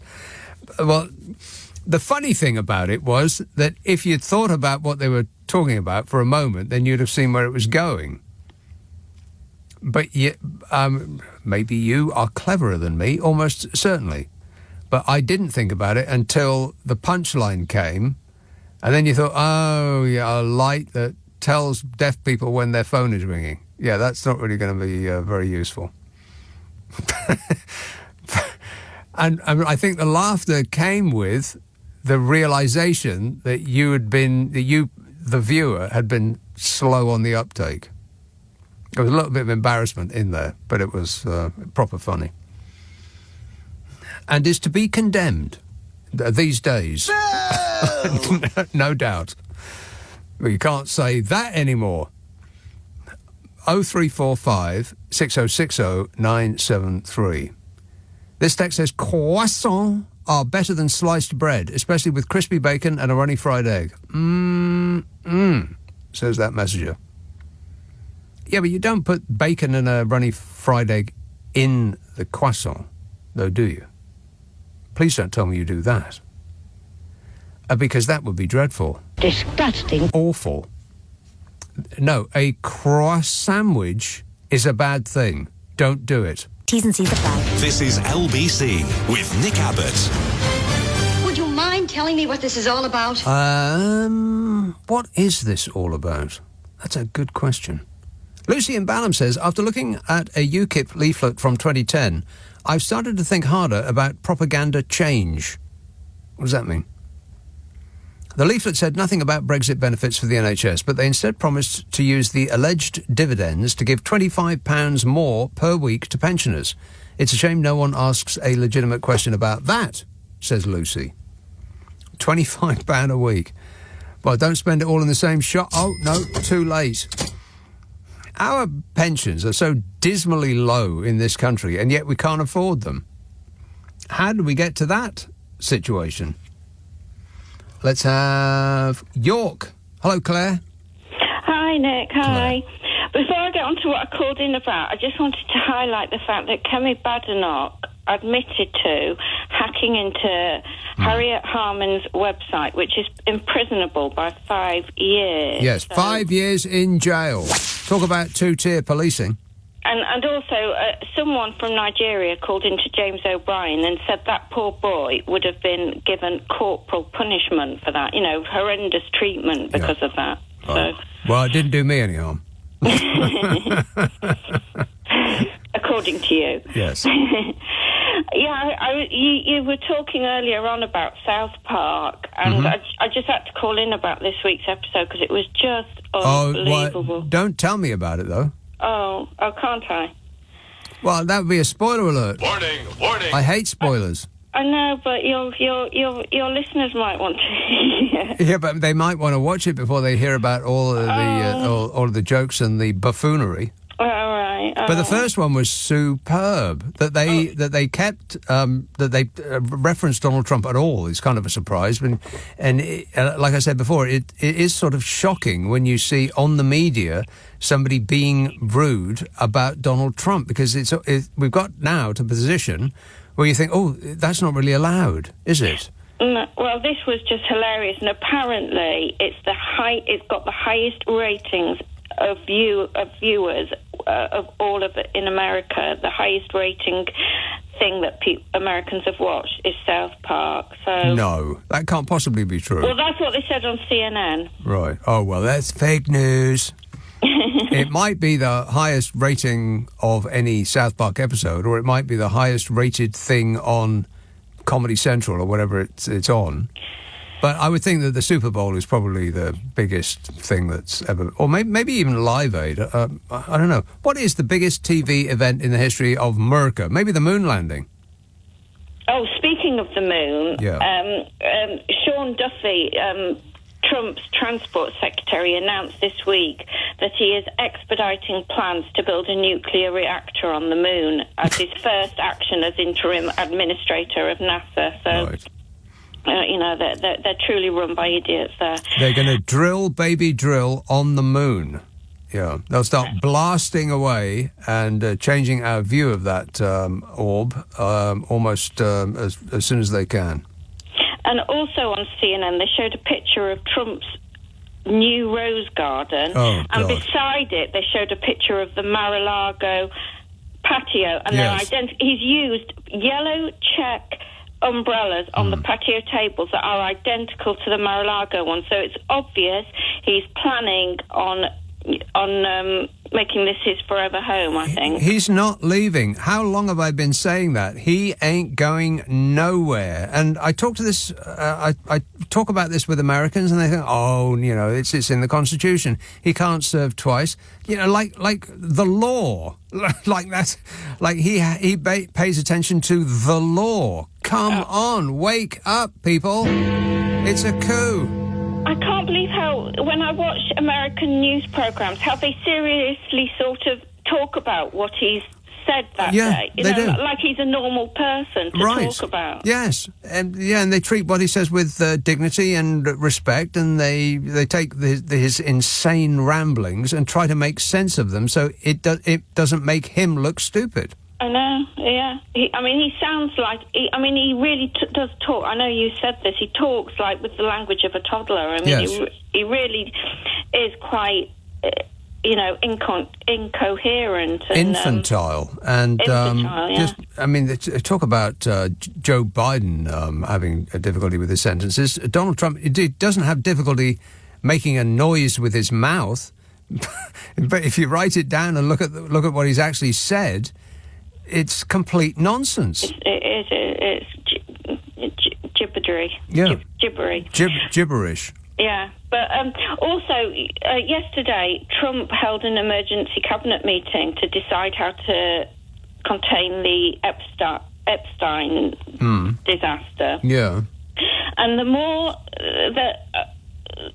he does to try and do that, the more it seems that he really is, in my opinion, hiding something about himself. The more he tries to make it go away, the more people are interested. The fact that she has been moved, which apparently no sex offender is allowed to be moved to a low security day camp, it seems. She has freedom between 9 and 6 a day, and no sex offender is ever allowed to do that.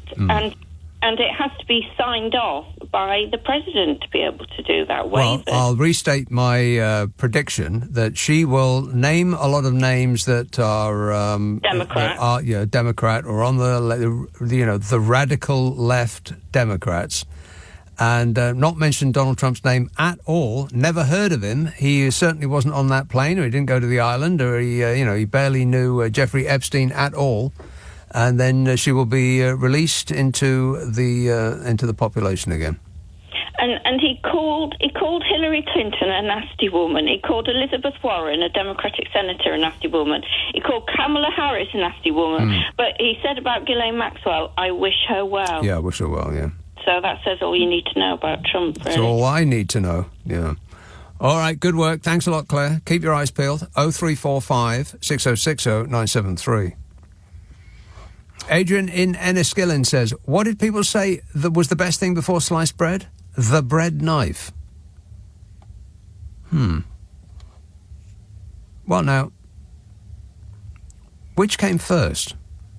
Well, the bread part came first, but then who came up with the bread knife? And how close after making bread did somebody come up with a specific implement for cutting it? Somebody should look into that very strongly. Paul in, it says MCR, Manchester. He says, I heard there's no space in this country, but I got on a train the other day and we went through loads of it. Yeah, maybe Nige just hasn't looked hard enough. Any thoughts, Nige? Please don't vote for me. Thank you. Okay, no problem. I'll write that down. Make sure I comply. I got on a train and we went through loads of it. Yeah. Actually, when I get on a train, there is loads of it, but every now and again you'll come across these pockets of hideous new developments, and they're all so ugly. I've described them before as tiny, mean little houselets with small windows and microscopic gardens and places that are so tiny there's no cupboards. Standing there, like angry red houselets with their fists clenched. They look so uninviting, horrible, and they look like they were all built by one company who have never even heard of architecture. They got an engineer to just draw the simplest, easiest, cheapest thing to build, and we'll just throw up loads of them. And permanently despoil this beautiful land. Same thing with those tower blocks, endless blocks of tiny executive flatlets for as far as the eye can see. Hideous canyons of charmless, personality-free developments all also look like it was the same person who designed every single one of them. On a napkin, at lunch, like no thought required. Why are they being allowed to do this? You know, it doesn't cost that much more to build something that looks nice. Why do they all have to be so bloomin' hideous? Anyway, I'm not complaining or anything. Whinging and whining and moaning. 0345 6060 973. Ranjit. Obrien. Yes, Ranjit. Yeah, listen, I want to thank Rebecca and Mariam. I did mention them. They come to see me this week from Swindon. Yeah. And I need to tell people that when they're going to come and visit me, they need to contact me, right? Because next week we're closed for a week and a half. A week and a half? Yeah. Well, what happens to your loyal customers? They'll have to try somewhere else, and then they're not so complacent after that when they go elsewhere. But you know what I mean? But see, now, what if they like somewhere else and decide not to come back? That's the risk I take, but we've got a family wedding anyway. Oh, right. I feel quite smug again. You know, when Kemi Badenoch, whatever her name is, got elected, I called her a jumped-up prefect, right? And that's what she sounds like. She does actually sound like a prefect, yeah. Yeah, and I think she was a prefect at her school, wasn't she? I would be surprised if she wasn't, yeah. Yeah, right. And then the other thing about Trump, you know, this afternoon he said, I know a lot about locations and everything. He goes, because I'm in real estate, yeah. You know what? He just comes out with better ones, but mainly, you know, his taco thing, you know, Trump always chickens out. Yes. Right? He seems to look for an excuse on why he can chicken out, because he was going to put tariffs on India and then China, but then he realised he's going to be talking to the Russian Prime Minister, and then he chickened out again, and I can't even understand. I think people are going to stop taking him seriously, aren't they, now? Because no matter what he says, they just think, okay, mate, all right, tell me when you've done it, and we'll get back in touch with you. He's utterly predictable in that he is mostly unpredictable, but on a lot of things he is entirely predictable. His first offer will be, "I'll kill you and your whole family," and then his second offer will be, "I'll torture you first."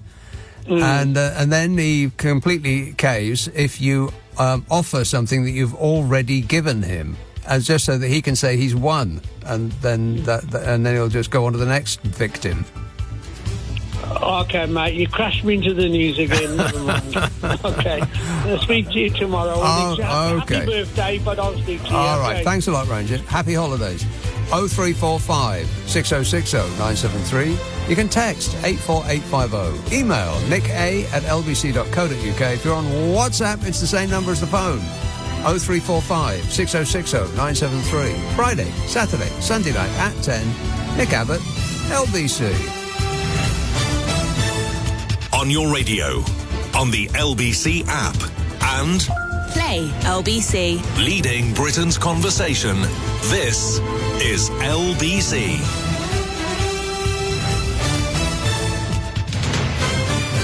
This is LBC from Global, leading Britain's conversation with Nick Abbott. Okie dokie.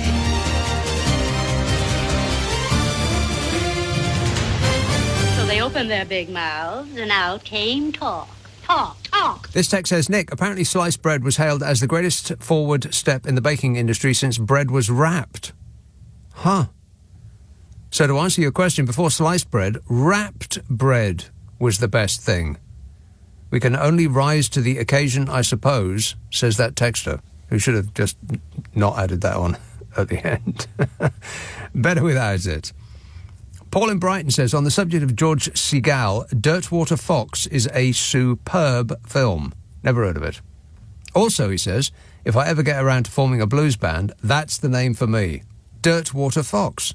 Well, that sounds like a pretty good name for a band. Rock and roll! Stone Fox Chase was the that was the name of the tune to Old Grey Whistle Test, wasn't it? And it was area code 615. How did I pull that out of the air? I bet that's it. 2. Somebody should check on that straight away. Area code 615. Stone Fox Chase. That one. Wow, I am really on a roll. I've remembered one thing. Wigan. Hello, Margaret. Hello, Nick. How are you? I am super. Thanks for asking. Yeah. It's been on the news a lot this week about Trump meeting Putin. And at first it said it would be Saudi Arabia. Yeah. And this evening, they're saying they're going to meet in Alaska. But, if Putin goes to Alaska, it'll be on American territory. Yeah. Perhaps they can arrest him and shoot him. Well, Alaska is very close to Russia. Maybe they could stand on their own, on their own territory and yell at each other. Yeah, well, that would be good. I don't know exactly how close they are, but I know that you can see one from the other. So, maybe they could get megaphones and just, megaphone diplomacy. And then it said that they might invite Zelensky along. And I thought, oh, God, is that going to be another Trump shows him up in front of Putin? And yeah, hey, Vladimir. Warning. Don't even think about going. It's a trap. Terrible. And he's already said that land will be moved about. Yeah. So what they'll do is just give Putin what he wants, and then I'm sure that Trump is just saying. I'm sure Trump is just saying what he has heard from Putin, that's what he wants, or he's just making it up. That's probably it, isn't it? He's just making it up. He doesn't have any idea about what land is that he's talking about. He just thinks that for some bizarre reason. Well, I think I know what the reason is, but Trump really, really wants the Nobel Peace Prize. He couldn't care less about people getting killed in Ukraine or anywhere else. I mean, is he really the kind of person that is going to be up all night, with his head in his hands, concerned about the plight of the common man? Of course not. Couldn't care less. So he just wants a Nobel Peace Prize. Probably because Obama got one. And you remember Obama, don't you? Oh, I certainly do. Back when the planet made sense. Yeah. Oh, yeah. But I don't think Trump actually knows where Ukraine is, to be honest. He has no clue as to what it is he's talking about. He just fills the air with noise and numbers signifying nothing. Oh, the thoughts that he could make such a mess of everything and make things worse is terrible. I know. His ability to make things worse is unbounded. Yeah. Oh, it's terrible. All right. I know. Well, we'll have a happier time in the next world, eh, Margaret? Thanks for that. 0345 6060 973. Chris in Cambridge says, we love your show. We have been wondering a while, why do people pay to go up high tourist attractions with a view and then pay more to use the binoculars to look back down at the ground again? Right. So they go up high, spending a lot of money to go to a high tourist attraction, and then when they're up there, they look at the place that they've just left very closely. Yeah. I don't know the answer to that, Chris. It seems a bit silly. James in California says, Nick, you really don't know what happens in the States with the politics. I feel somewhat embarrassed for you. Well, can you flesh that out for us, James? What are you talking about? You really don't know what happens in the States with the politics. I feel somewhat embarrassed for you, says James. I don't know, maybe English is not his first language. Maybe he's just trying it out. I've got no clue as to what it is you're talking about, James, and I doubt you do either. This text says, regarding the grovelling to Trump, like he's hypnotised the world, it really scares me. Like a dream of a film, yet real. Why do people hand-wring and flatter him? Do they think he's got henchmen with guns behind the curtains? Well, they do that because he doesn't care about anyone. And I've said this before, it's an enormous advantage to have for the leader of a country to not care about anyone but themselves. Because any other leader of a country will care about their citizens, and they want to do, the best that they can within certain conditions and parameters as possible. They don't want to just chuck the entire country under a bus to use it as a weapon because somebody has been mean about their hair, or they've made fun of them in some way, or they haven't given them enough flattery or money or whatever it is that gets Trump up in the morning. That's the reason that people grovel to him, is because if you don't, he will use America as a weapon against you. I mean, this tariffs thing, that's exactly that. Somebody doesn't the leader of one country doesn't flatter Trump enough or donate enough money to his chosen cause himself. And he'll say, right, well, I'm going to tariff you, all of your goods 100%. And it's not the country that gets tariffed, it's the American consumer who buys the products from that country. So he's hurting America and Americans initially, and then eventually, of course, that will work through to the country because they'll sell less products. But the initial victim is his own people, and he just doesn't care. He keeps telling them that it's not happening. He fired that person that told him the truth about his jobs numbers because, sleepy Joe Biden got... the economy under Joe Biden was going great guns. It was the envy of the world. And now it's come to a screeching halt, and Donald Trump can't take it. I mean, his massive ego, it just can't take it. And so he fired the person that brought him the bad news, like some Roman emperor. And then in the Oval Office the other day, he was showing off the real numbers, the real figures about how tremendously and great everything is going. And he held up one of the charts that somebody had printed up for him, on big boards. And he was so pleased with himself. He held it up and said, all new numbers, look at this. This is a tremendous chart. Not telling us what the chart was or what one axis was compared to the other axis. Got no idea what it was, but it was a line that went from bottom left to top right on this chart. All new numbers. Everything's going fantastic and tremendous. So he's telling his people that up is down, and I'm not going to take your healthcare away while he's taking your healthcare away, and the price of everything is going down when it's going up, and it's like the first casualty of Trump is the truth. And so far, there are just enough people who believe him enough, who have joined the cult, who are so full in and on board that he's continuing to get away with it. Incredible. He could be the worst human being who has ever lived. Tavistock. Hello, Rose. Oh, hello, Nick. Well, you see, I'm just flabbergasted by it all. He never actually speaks a sentence, for one thing. And the other thing, well, there's many things, really.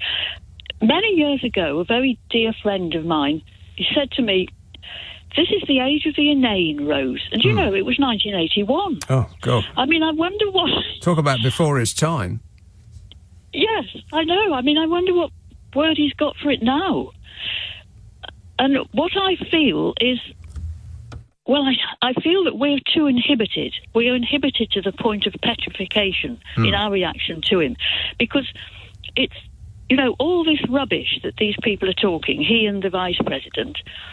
And the whole world is sort of as at least two people have already said, are all pretending, that he's this great statesman. Neither of them have an atom of statesmanness in them. Can I attempt statesmanship? Yes. Yes, that's better, Nick. We got there eventually, yeah. Yeah, thank you. And then he casts aspersions all over other countries, which I may remind this country are sovereign. And, if I say, who do they think they are? Then I'm told, well, the President of the United States of America and the Vice President, blah, blah, blah. So I say, well, if they behaved like the President and the Vice President of the United States of America, then perhaps we should treat them as such, but they don't. It would be easier to treat them seriously if they appeared to be serious people, but they don't. I mean, J.D. Vance, Guy Liner Vance, is having a holiday in this country. I can't imagine why he thought he'd get a positive reception in this country. Maybe he has been badly misinformed, but he was saying, I don't want this country to go down the dark path that America was going down under Joe Biden. Are you kidding me? Mind his own business. It's the America under Joe Biden was practically heaven on earth compared to this dystopian nightmare that they got going now. As usual, every accusation is a confession of guilt. Precisely, yeah. But, he needs to shut his mouth. He needs to learn to keep his flipping mouth shut. But what it feels like, Nick, is that we're all in a play. You see, that's what struck me. It's fiction. These are fictional caricatures. Yes. And we're all pretending and pretending and pretending this farce that these people are the people that they're pretending they are. Well, I think that's a good point. Like a fiction, yes, and it's a fiction that they have constructed and continue to do so. I mean, to the point that the childish part of that fiction is he releases pictures of himself as a superhero. Donald Trump with abs and muscles. Good God, does he? Oh, all the time. The White House is releasing pictures made up of Donald Trump as a superhero. All the time. Well, you see, I'm flabbergasted, but I mean, even so, it's nothing to do with this country. I just feel that boundaries, like everything else in this age of the inane, there are no boundaries anymore. They're all being blurred. We are a foreign country. We don't have to listen to this drivel that they're coming out with about us. I think that he thinks that we do. He does not think of himself as the President of the United States of America. He thinks of himself as world king. He is the emperor of the world, and he is using America as a weapon. And because the American middle class is probably the biggest consuming group on earth as a single country. And that's what he is using. That's what this tariff thing is all about. Initially, it's about using the American consumer as a weapon. He doesn't mind that the American consumer are going to be paying more or they're going to have less choice. Couldn't care less about that. He just wants people to flatter him and give him presents. Like that Tim Apple, as he called him, the guy who runs Apple. He came and gave him a solid gold iPhone. I mean, it was absolutely toe-curlingly embarrassing. The guy from Apple, the richest company on earth, was prostrating himself in front of Donald Trump, who was affecting to be, uninterested in his performance that he gave of unboxing this solid gold iPhone that he was going to give to Donald Trump. Oh, for crying out loud! I mean, it's just. Oh dear, I haven't slept very well and I can't get my words out. But I mean, it's really, it's all this acting. This is all nonsense. The other thing that he's doing. Where are the statesmen? Well, where are they? Or stateswomen, if it comes to that. The other thing that the tariffs are going to do, apart from just using America as a weapon, is it's going to be to keep him in office because he ain't leaving and he's going to go for re-election next time and they're going to elect him because it will be totally rigged, and part of the rig will be the American consumer is going to be paying essentially a sales tax. That's what these tariffs are. They're going to be a sales tax on everything that the American consumer buys. And so the government is going to be taking in a massive amount of money because people aren't going to stop spending. They're not going to stop buying things. I see. And with a bit of that money, he's going to give everybody in America a check with his face on and his signature on it. Oh, how revolting, Nick. I feel sick. I predicted that would happen last week. I was talking to an American reporter on my Sunday show last week, and I said exactly that to him. And he didn't really think that much of it. And then Trump this week said precisely that. He said, things are going so great that I think that we may be giving out some compensatory checks to the American people. Yeah, that's precisely what he's going to do. He's going to take a bit of the money that he's taken from them and give them back. He's going to take, metaphorically, £100 from them and then give them, with great fanfare, he's going to give them £1 back. And the American public are just going to concentrate on the pound. Well, are they? I mean, haven't they noticed that they're paying more for everything they buy? Even the middle classes that are rich? Well, the people that are his fans keep believing what Donald Trump is telling them. And regardless of their lived experience, that they go to the shop and everything costs more, Donald Trump is telling them that things are cheaper.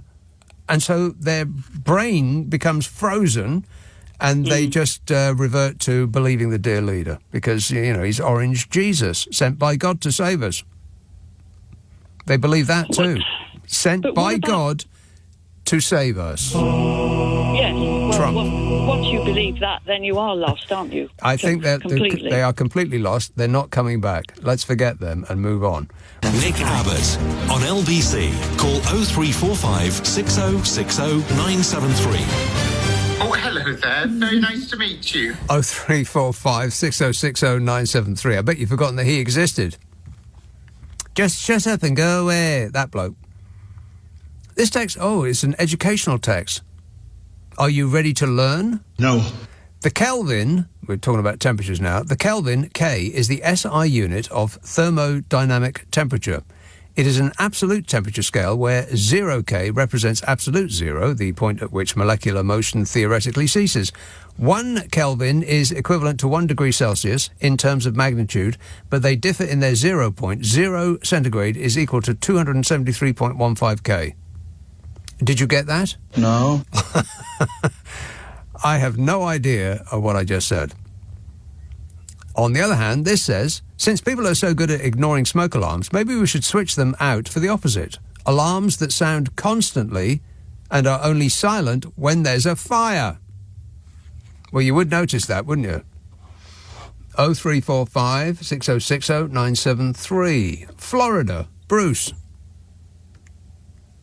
How you doing, Nick? I wanted to talk to you about Trump in a couple of respects.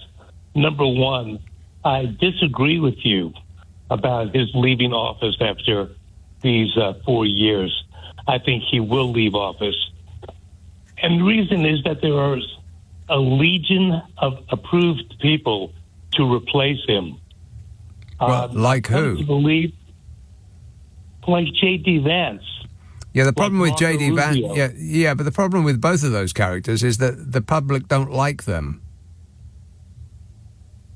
Well, the Republicans tend to throw every name in the book at Democrats.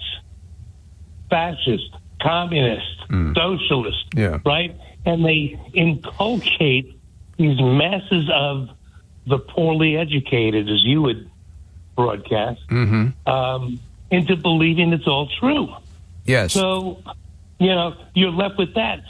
But the point I wanted to make, and the reason I think Trump will leave office peacefully, is that the real goal, and I've only come to this conclusion in the last few days, and I'll either be right or wrong about it, but I believe that the goals of Project 2025 are what's really important. Yeah.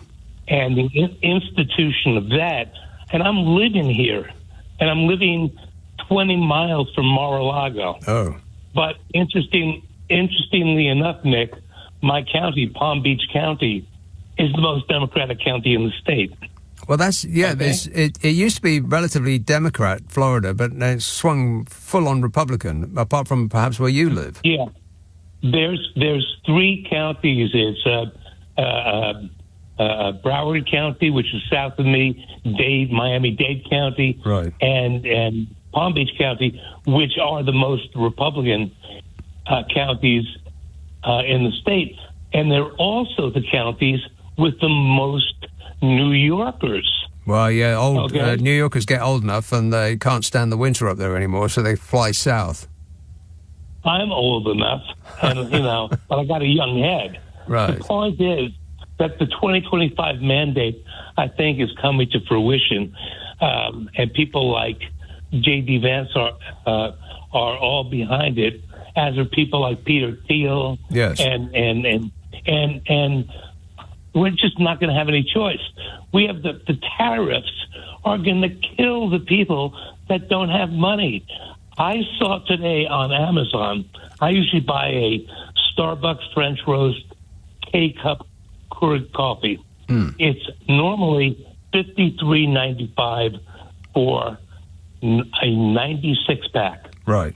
Today, it was $79.95. Ouch. Yeah. Well, that's just going to go up because Brazil is where you get the coffee from, and Brazil is a country that he's having a fight with because they are trying to hold their Trump, who tried to stage a coup. Yeah, Bolsonaro. Yeah, they're actually going ahead and prosecuting them, which upsets Trump a very great deal because he loves nothing more than a dictator or a wannabe dictator. Oh, yeah. There's a great documentary that you might be able to find about Bolsonaro and his followers called Apocalypse in the Tropics. Oh, yeah. And, it's very similar in that respect to Trump. But unfortunately, I don't know if you ever saw the TV series, what's it called? I don't know. You're going to have to narrow it down for me. With the red and white robes. The red and white robes. The women who have to give birth. Yeah. I didn't see it, but I know what you're talking about. Yeah. Where does that? Where America is no longer America. No, it's got this other name. It's amazing. He took over. First of all, he took over the world's richest and most powerful political party, and it was easy. Yep. And then he took over the world's richest and most powerful country, and that was easy too. A painted clown off the television. He's a front. He's the front, Nick, and he's also an affront, but that's besides the point. He's a front. Yes. He's a front.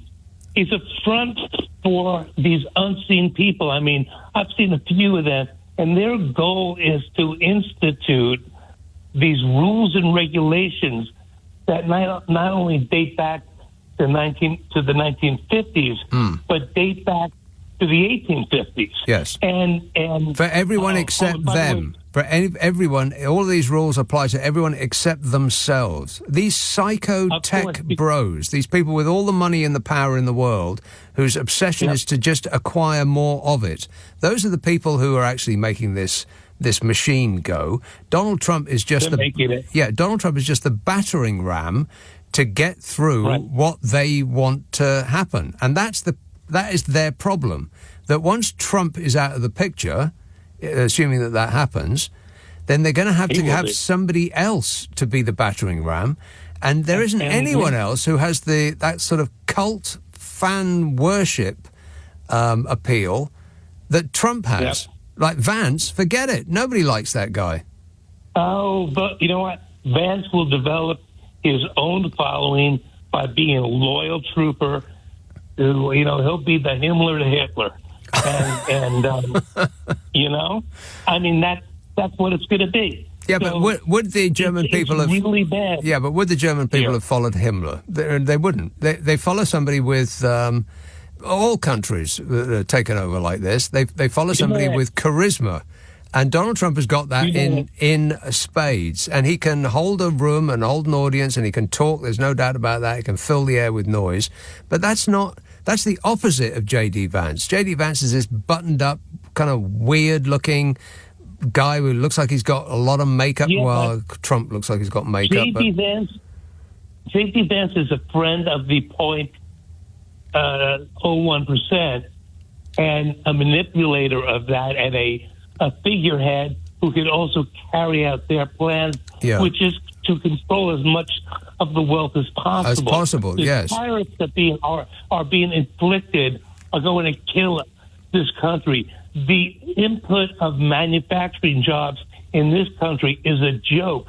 The arrest of immigrants who do the jobs here like landscaping and farming and butchering, so many other things. It's all of ridiculous that. and so hypocritical. All of these things are going to work. They haven't quite started yet. You might get a little bit of the effects of his tariffs and the arrests and the universities, of course, which are going to find it really difficult to find the money to keep going because the foreign students are the ones that pay all the money. And who the hell, in their right mind, who's got a brain, would want to go to university in America now? Forget it. Those people aren't coming anymore. Right.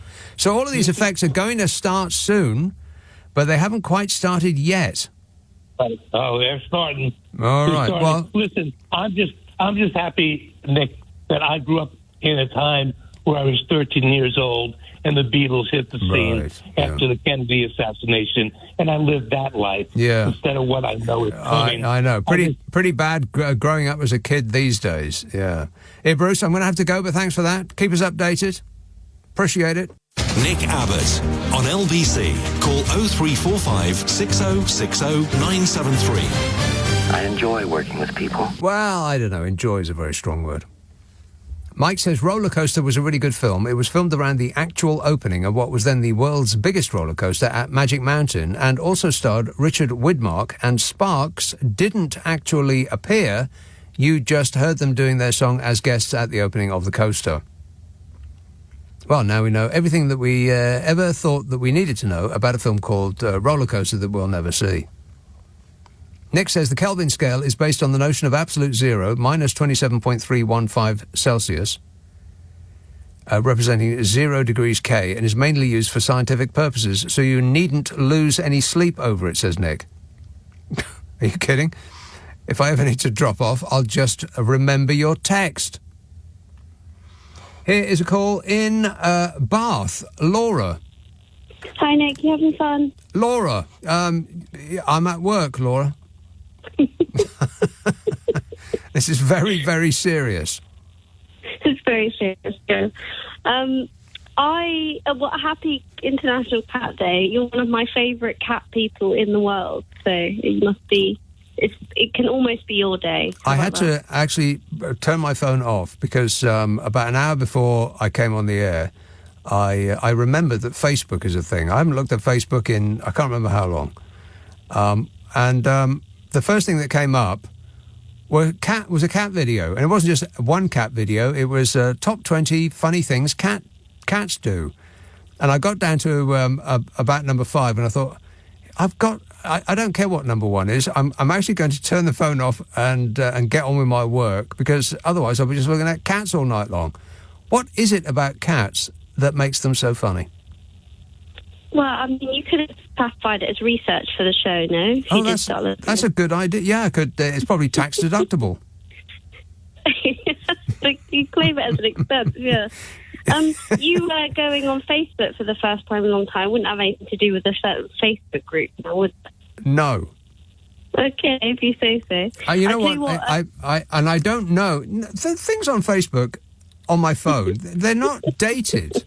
So I suspect that I'm actually looking at the feed from the last time I looked at Facebook, which could have been like 6 months ago. I don't know if it works like that. Doesn't it? Because none of the things were dated. They don't have a date on anything. Everything should have a date on it, so you know where you are. But I suspected that it had not updated itself. Maybe because I'd switched everything off. I don't want Facebook to be constantly telling me this and that, and this person has liked this from last year, and you might, if you like cat videos, you might be interested in dog videos. Whatever it does. I think I've switched the whole thing. Of course. Can we stop talking about Facebook now? Is that yes. All right? I've got to say, Tim Daly put you to shame saying yellow health heat alert just then. Like you said it a million times before, yeah. Well, Tim Daly... You could learn us two things if you... Tim Daly is a trained professional. Don't you try this at home. Well, I actually not... What I called and talk about was two things. First of all, with AI, and how they produce these lists of jobs that they say are most under threat from AI. as someone that's almost a vet, I'd like to see AI try to medicate a hedgehog. I did it last week, and it was diabolical. I'd like to see a robot try and do that. Well, let me ask you this. How do you medicate a hedgehog? Answer carefully. I did manage to do it. What do you mean? You gave it a by what method did you give it a? It was oral meds. Right. I don't know how to answer your question, but I feel like you're asking for a joke answer, and it's too late for me to think of one. That was a joke answer. I asked the question and then I gave the joke answer. How do you medicate a hedgehog? Carefully. That went right over my head. I'm not going to lie. Too many cat videos, you see. So, do hedgehogs actually have mouths? I don't think so. No, they just they don't eat food. They just absorb it. Yeah. The main thing I called to talk about was it was a question about men, and you're a man, so it was I wanted to ask you about it. Just barely, but go ahead. Yeah, well, don't say that. You said Donald Trump's got charisma and spades. I think you've got them all the men beaten hands down. You got charisma coming out your ears, mate. No, I don't. Honestly. No, I don't. Put me on stage and I'll be a shrinking violet. I'll just be. I'll just crawl into myself. I'll actually disappear right in front of your eyes. Well, anyway, still a question. I'll ask you the question. I'll ask you the question anyway. Yeah. So, being International Cat Day, I'm actually cat sitting at the moment. It's a really fine cat. It's one of the best I've ever seen. Well, what kind of cat is it? I don't know what kind of cat it is, to be fair. It's just very... You're a vet. You must know what kind of cat it is. What colour is it? You know I was a vet, Nick. You said you were a vet. Okay, if you say so. I think it might be... not a Persian, but it looks a bit like a Persian. So if you've ever seen Stuart Little, the cat in that... No. What colour is it? Grey, black. Oh, it's a grey-black cat. But this is still not what I called to talk about, right. Okay? So, I do a lot of house sitting, and I usually tend to mostly deal with women. That's just how it works out. They go to the house and they show me things, and they go, this is how you work the boiler, blah, blah, blah. And for some reason... House sitting? What do you mean, house sitting? Like, as in, you go away on holiday and I'll look after your plants and your animals, that sort of thing. Really? Yes. What about your house? Who looks after your house when you're looking after theirs? Need looking after. Oh, right. Fine. So there are other people that live in my house as well. I probably should have led with that. Who? So stop. Who are these people that have invaded your house? Just you're curious, like a certain type of animal, yeah, aren't like you? a cat. Yeah. Yeah. Can I just ask you this question? Well, I don't know. I mean, at this point, all bets are off. Go ahead, try. Okay, so I've noticed this phenomenon, and I'd like it to be looked into very strongly. Okay, yes. Men, if they are involved in the house sitting that I do, always want to show me how to work the TV.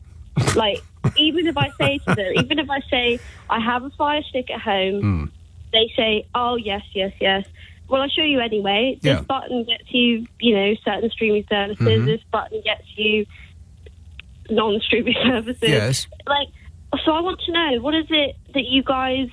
why do you want to explain that so badly? We're sharing our secrets, Laura. We are the people that make things work. Like fire and cars, stuff like that. Yeah. Well, that's not exactly true, though, is it? Who gave birth to you? Well, exactly. They're trying to be nice, and you're throwing it back in their faces.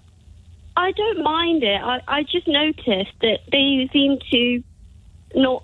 It's not, Whereas if I speak to the wife and say, "Oh yeah, I've got this washing machine at home," they'll be like, "Oh, okay, cool, so I'll use it, no bother."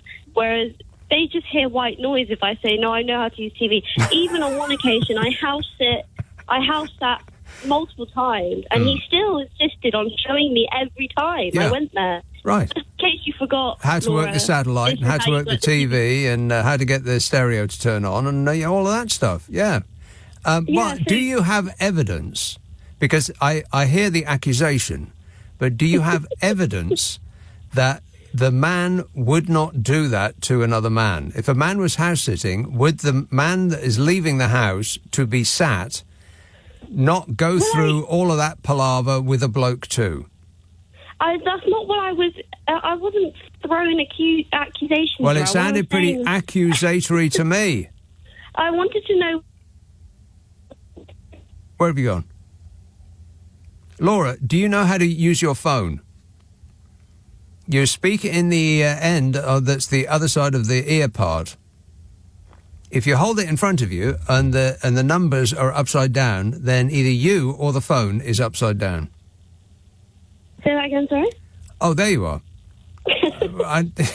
Yeah, never mind about the stereo and the telly. You don't know how to use a phone. You just disappeared there for the longest time. Oh, I know. Women, am I right? Yeah. I was duped into agreeing with you just then. I mean, that is the most sexist thing I've ever heard in my life, and this show does not endorse that opinion. Amen, sis. I'm right behind you on that one. All right. Have a good evening, Nick. Okay, thanks a lot, Laura. 0345 6060 973. Can you believe that? Men were just trying to do their duty, as they say in America, and they were trying to, be helpful human beings. They were trying to be nice, for crying out loud. And she spat in their face, literally.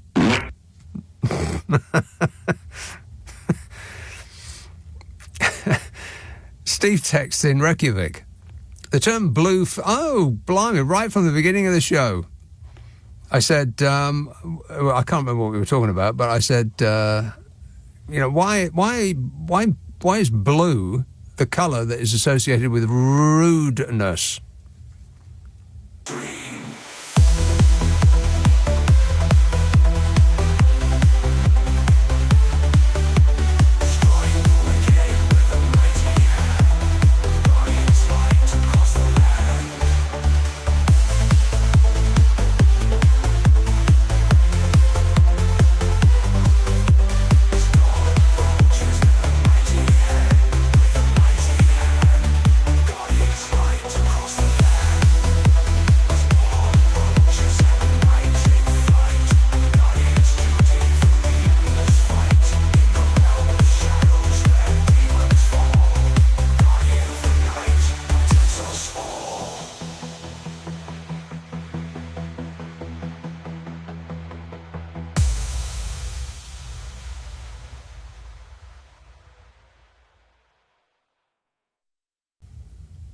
And nobody has responded in any way, shape or form, apart from Steve in Reykjavik, who says the term blue film originated from the blue-coloured film or glass that was historically used to censor or cut explicit sexual content from mainstream movies.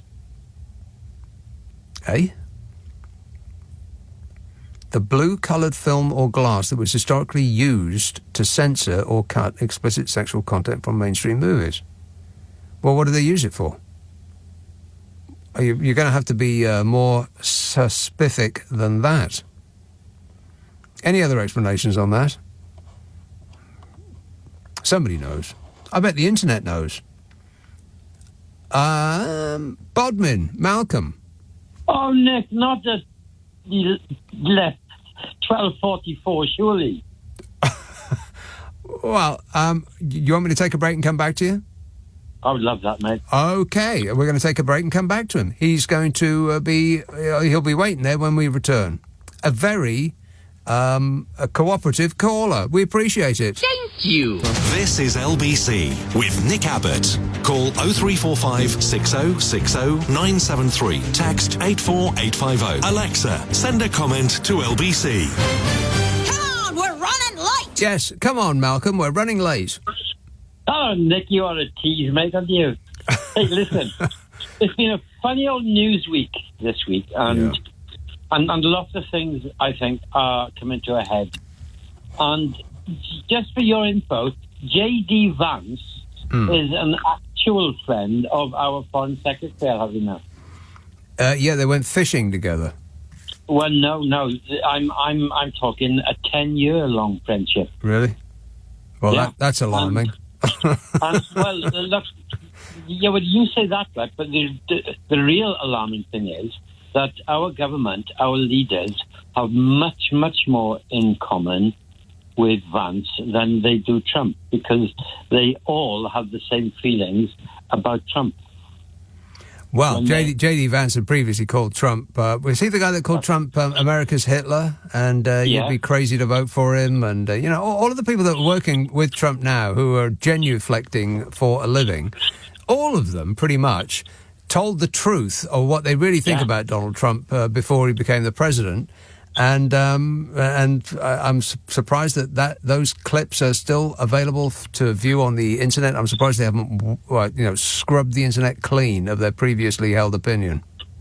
Well, most of our politicians from almost all of our parties, bar one, have said exactly the same things. Yeah. Now, look, I raised a story with you last week on one of your shows last weekend about Rayner and allotments. Well, I never thought I'd say this, but Jeremy Corbyn has written a piece that I wholeheartedly agree with, and it's in the defence of allotments. Is it? Have you read that? Yeah, no, I haven't. Which organ was that in? I don't know the exact name of the paper, but he has said that it's the nail in the coffin of allotments if Rayner, it's either a nail in the coffin of allotments or a nail in the coffin of the Labour Party, one or the other.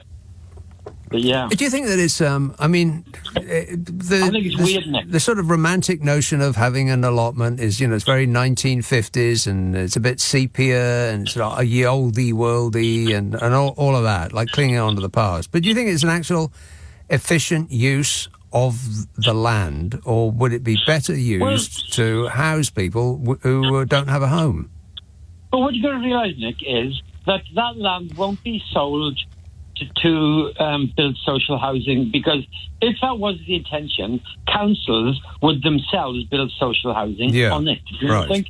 So but they don't have the money to do that. I mean, that's the whole point. To sell it. No, that's the whole point of selling it, is to get the money to pay for the bins to get removed. The basic stuff.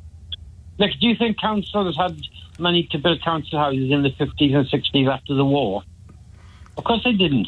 They borrowed it, central government borrowed it and gave it to councils to build housing. There's nothing stopping the Labour Party doing that, to build houses for our young people. Look at interest rates starting to come down. What better time than to borrow, 100 billion and build, 5 million houses? Yeah, but why not? You can't. The why not? Hang on a minute. The why not? An economist would be able to would be able to say better than I. But the why not is that we're mortgaged up to our eyeballs in this country. We haven't got any money because of 14 years of the Tories smashing the place up and draining the cash out of it, and so it's got to get built back up. And I'm not sure that they got the money to actually build. Look, Nick, if a government said, look, we're going to build 5 million houses and we're going to charge X amount of pounds in rent plus 5%. So we're going to charge social rents, and then we're going to charge between 5 and 10% on top of the social rent to give the banks a good, healthy return on their investment in our new housing stock. You know what? The lenders, Nick, would be bending over backwards for that sort of a return. Well, look, they can't do it because no government is ever going to see the collapse of the house prices, because that's what would happen if a large addition was made to social housing. You know what? I don't really buy that. Why?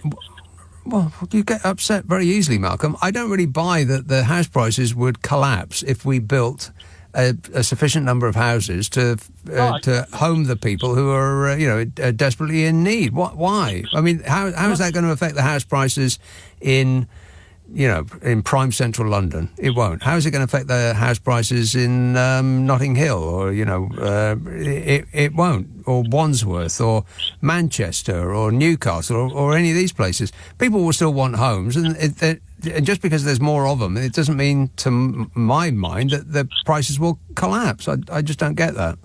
No, I'm not saying collapse, Nick, but what it does is, if there's a slight shortage, then there's a slight premium on each property. So it's a careful balancing act that the market, the banks, the government, everybody plays to keep everybody happy. And yeah, all right, that could be seen as a conspiracy theory, but it isn't. It's proven.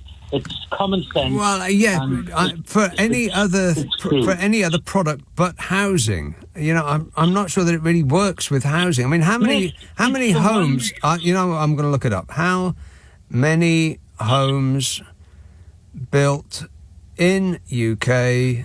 I'll just see what it comes up with that. How many homes built in the UK? 217,000 completions in 2024. That's a lot of homes. 217,911. And did prices go down? No, they didn't. No, but Nick, if the houses would have been there at the right price, 217,000 would be a tiny number compared to what it could be if they were affordable houses for people. Let's face it, who are paying £1,000, £1,500. That Labour Party lady who was asked to step aside this week, charging £4,000 for a 4-bedroom house in London, which at the first opportunity, she upped her rent intake from 1 month into the next by 750 quid, simply because the 4 youngish people, I dare say, who were living in it, in a house share, suddenly the contract was up, and oh my dear, look, here's an opportunity. Well, that's not quite what happened. Come on, that's not quite what happened. She said she was going to try and sell it, and so their term of renting came to an end, and she couldn't sell it, and so she put it back on the market to rent again. Yeah, but Nick, my point isn't the lady in the Labour Party. My point is that each of those 4 people paying a quarter of £3,300 a month for that house, right? Amazing. Each of them are paying her enough rent to probably get a mortgage on a small flat house if there were sufficient houses being built at a sufficiently reasonable, fair price. I get all that, but that's my point. You're proving my point. You agree with my point, Nick? No, I thought your point was about allotments. Oh, yeah, okay. Sorry, yes, I did digress from allotments. But Nick, look. You need to drop crumbs behind you so you can find your way back to where you were. Allotments. Corbyn's spot on. Now, look, there's a meeting this week between 2 world leaders in Alaska. Whose money is you're on for the first one to come out with, I'm taking a rain check?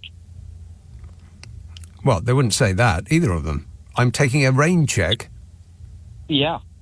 Do you actually think a meeting will take place this week? Oh, I see what you mean. Which one is going to say, no, I can't make it? Yeah, I'm so kind of surprised that Vladimir Putin would fly to American soil. I'm kind of surprised that they didn't meet up in, somewhere that neither of them actually control.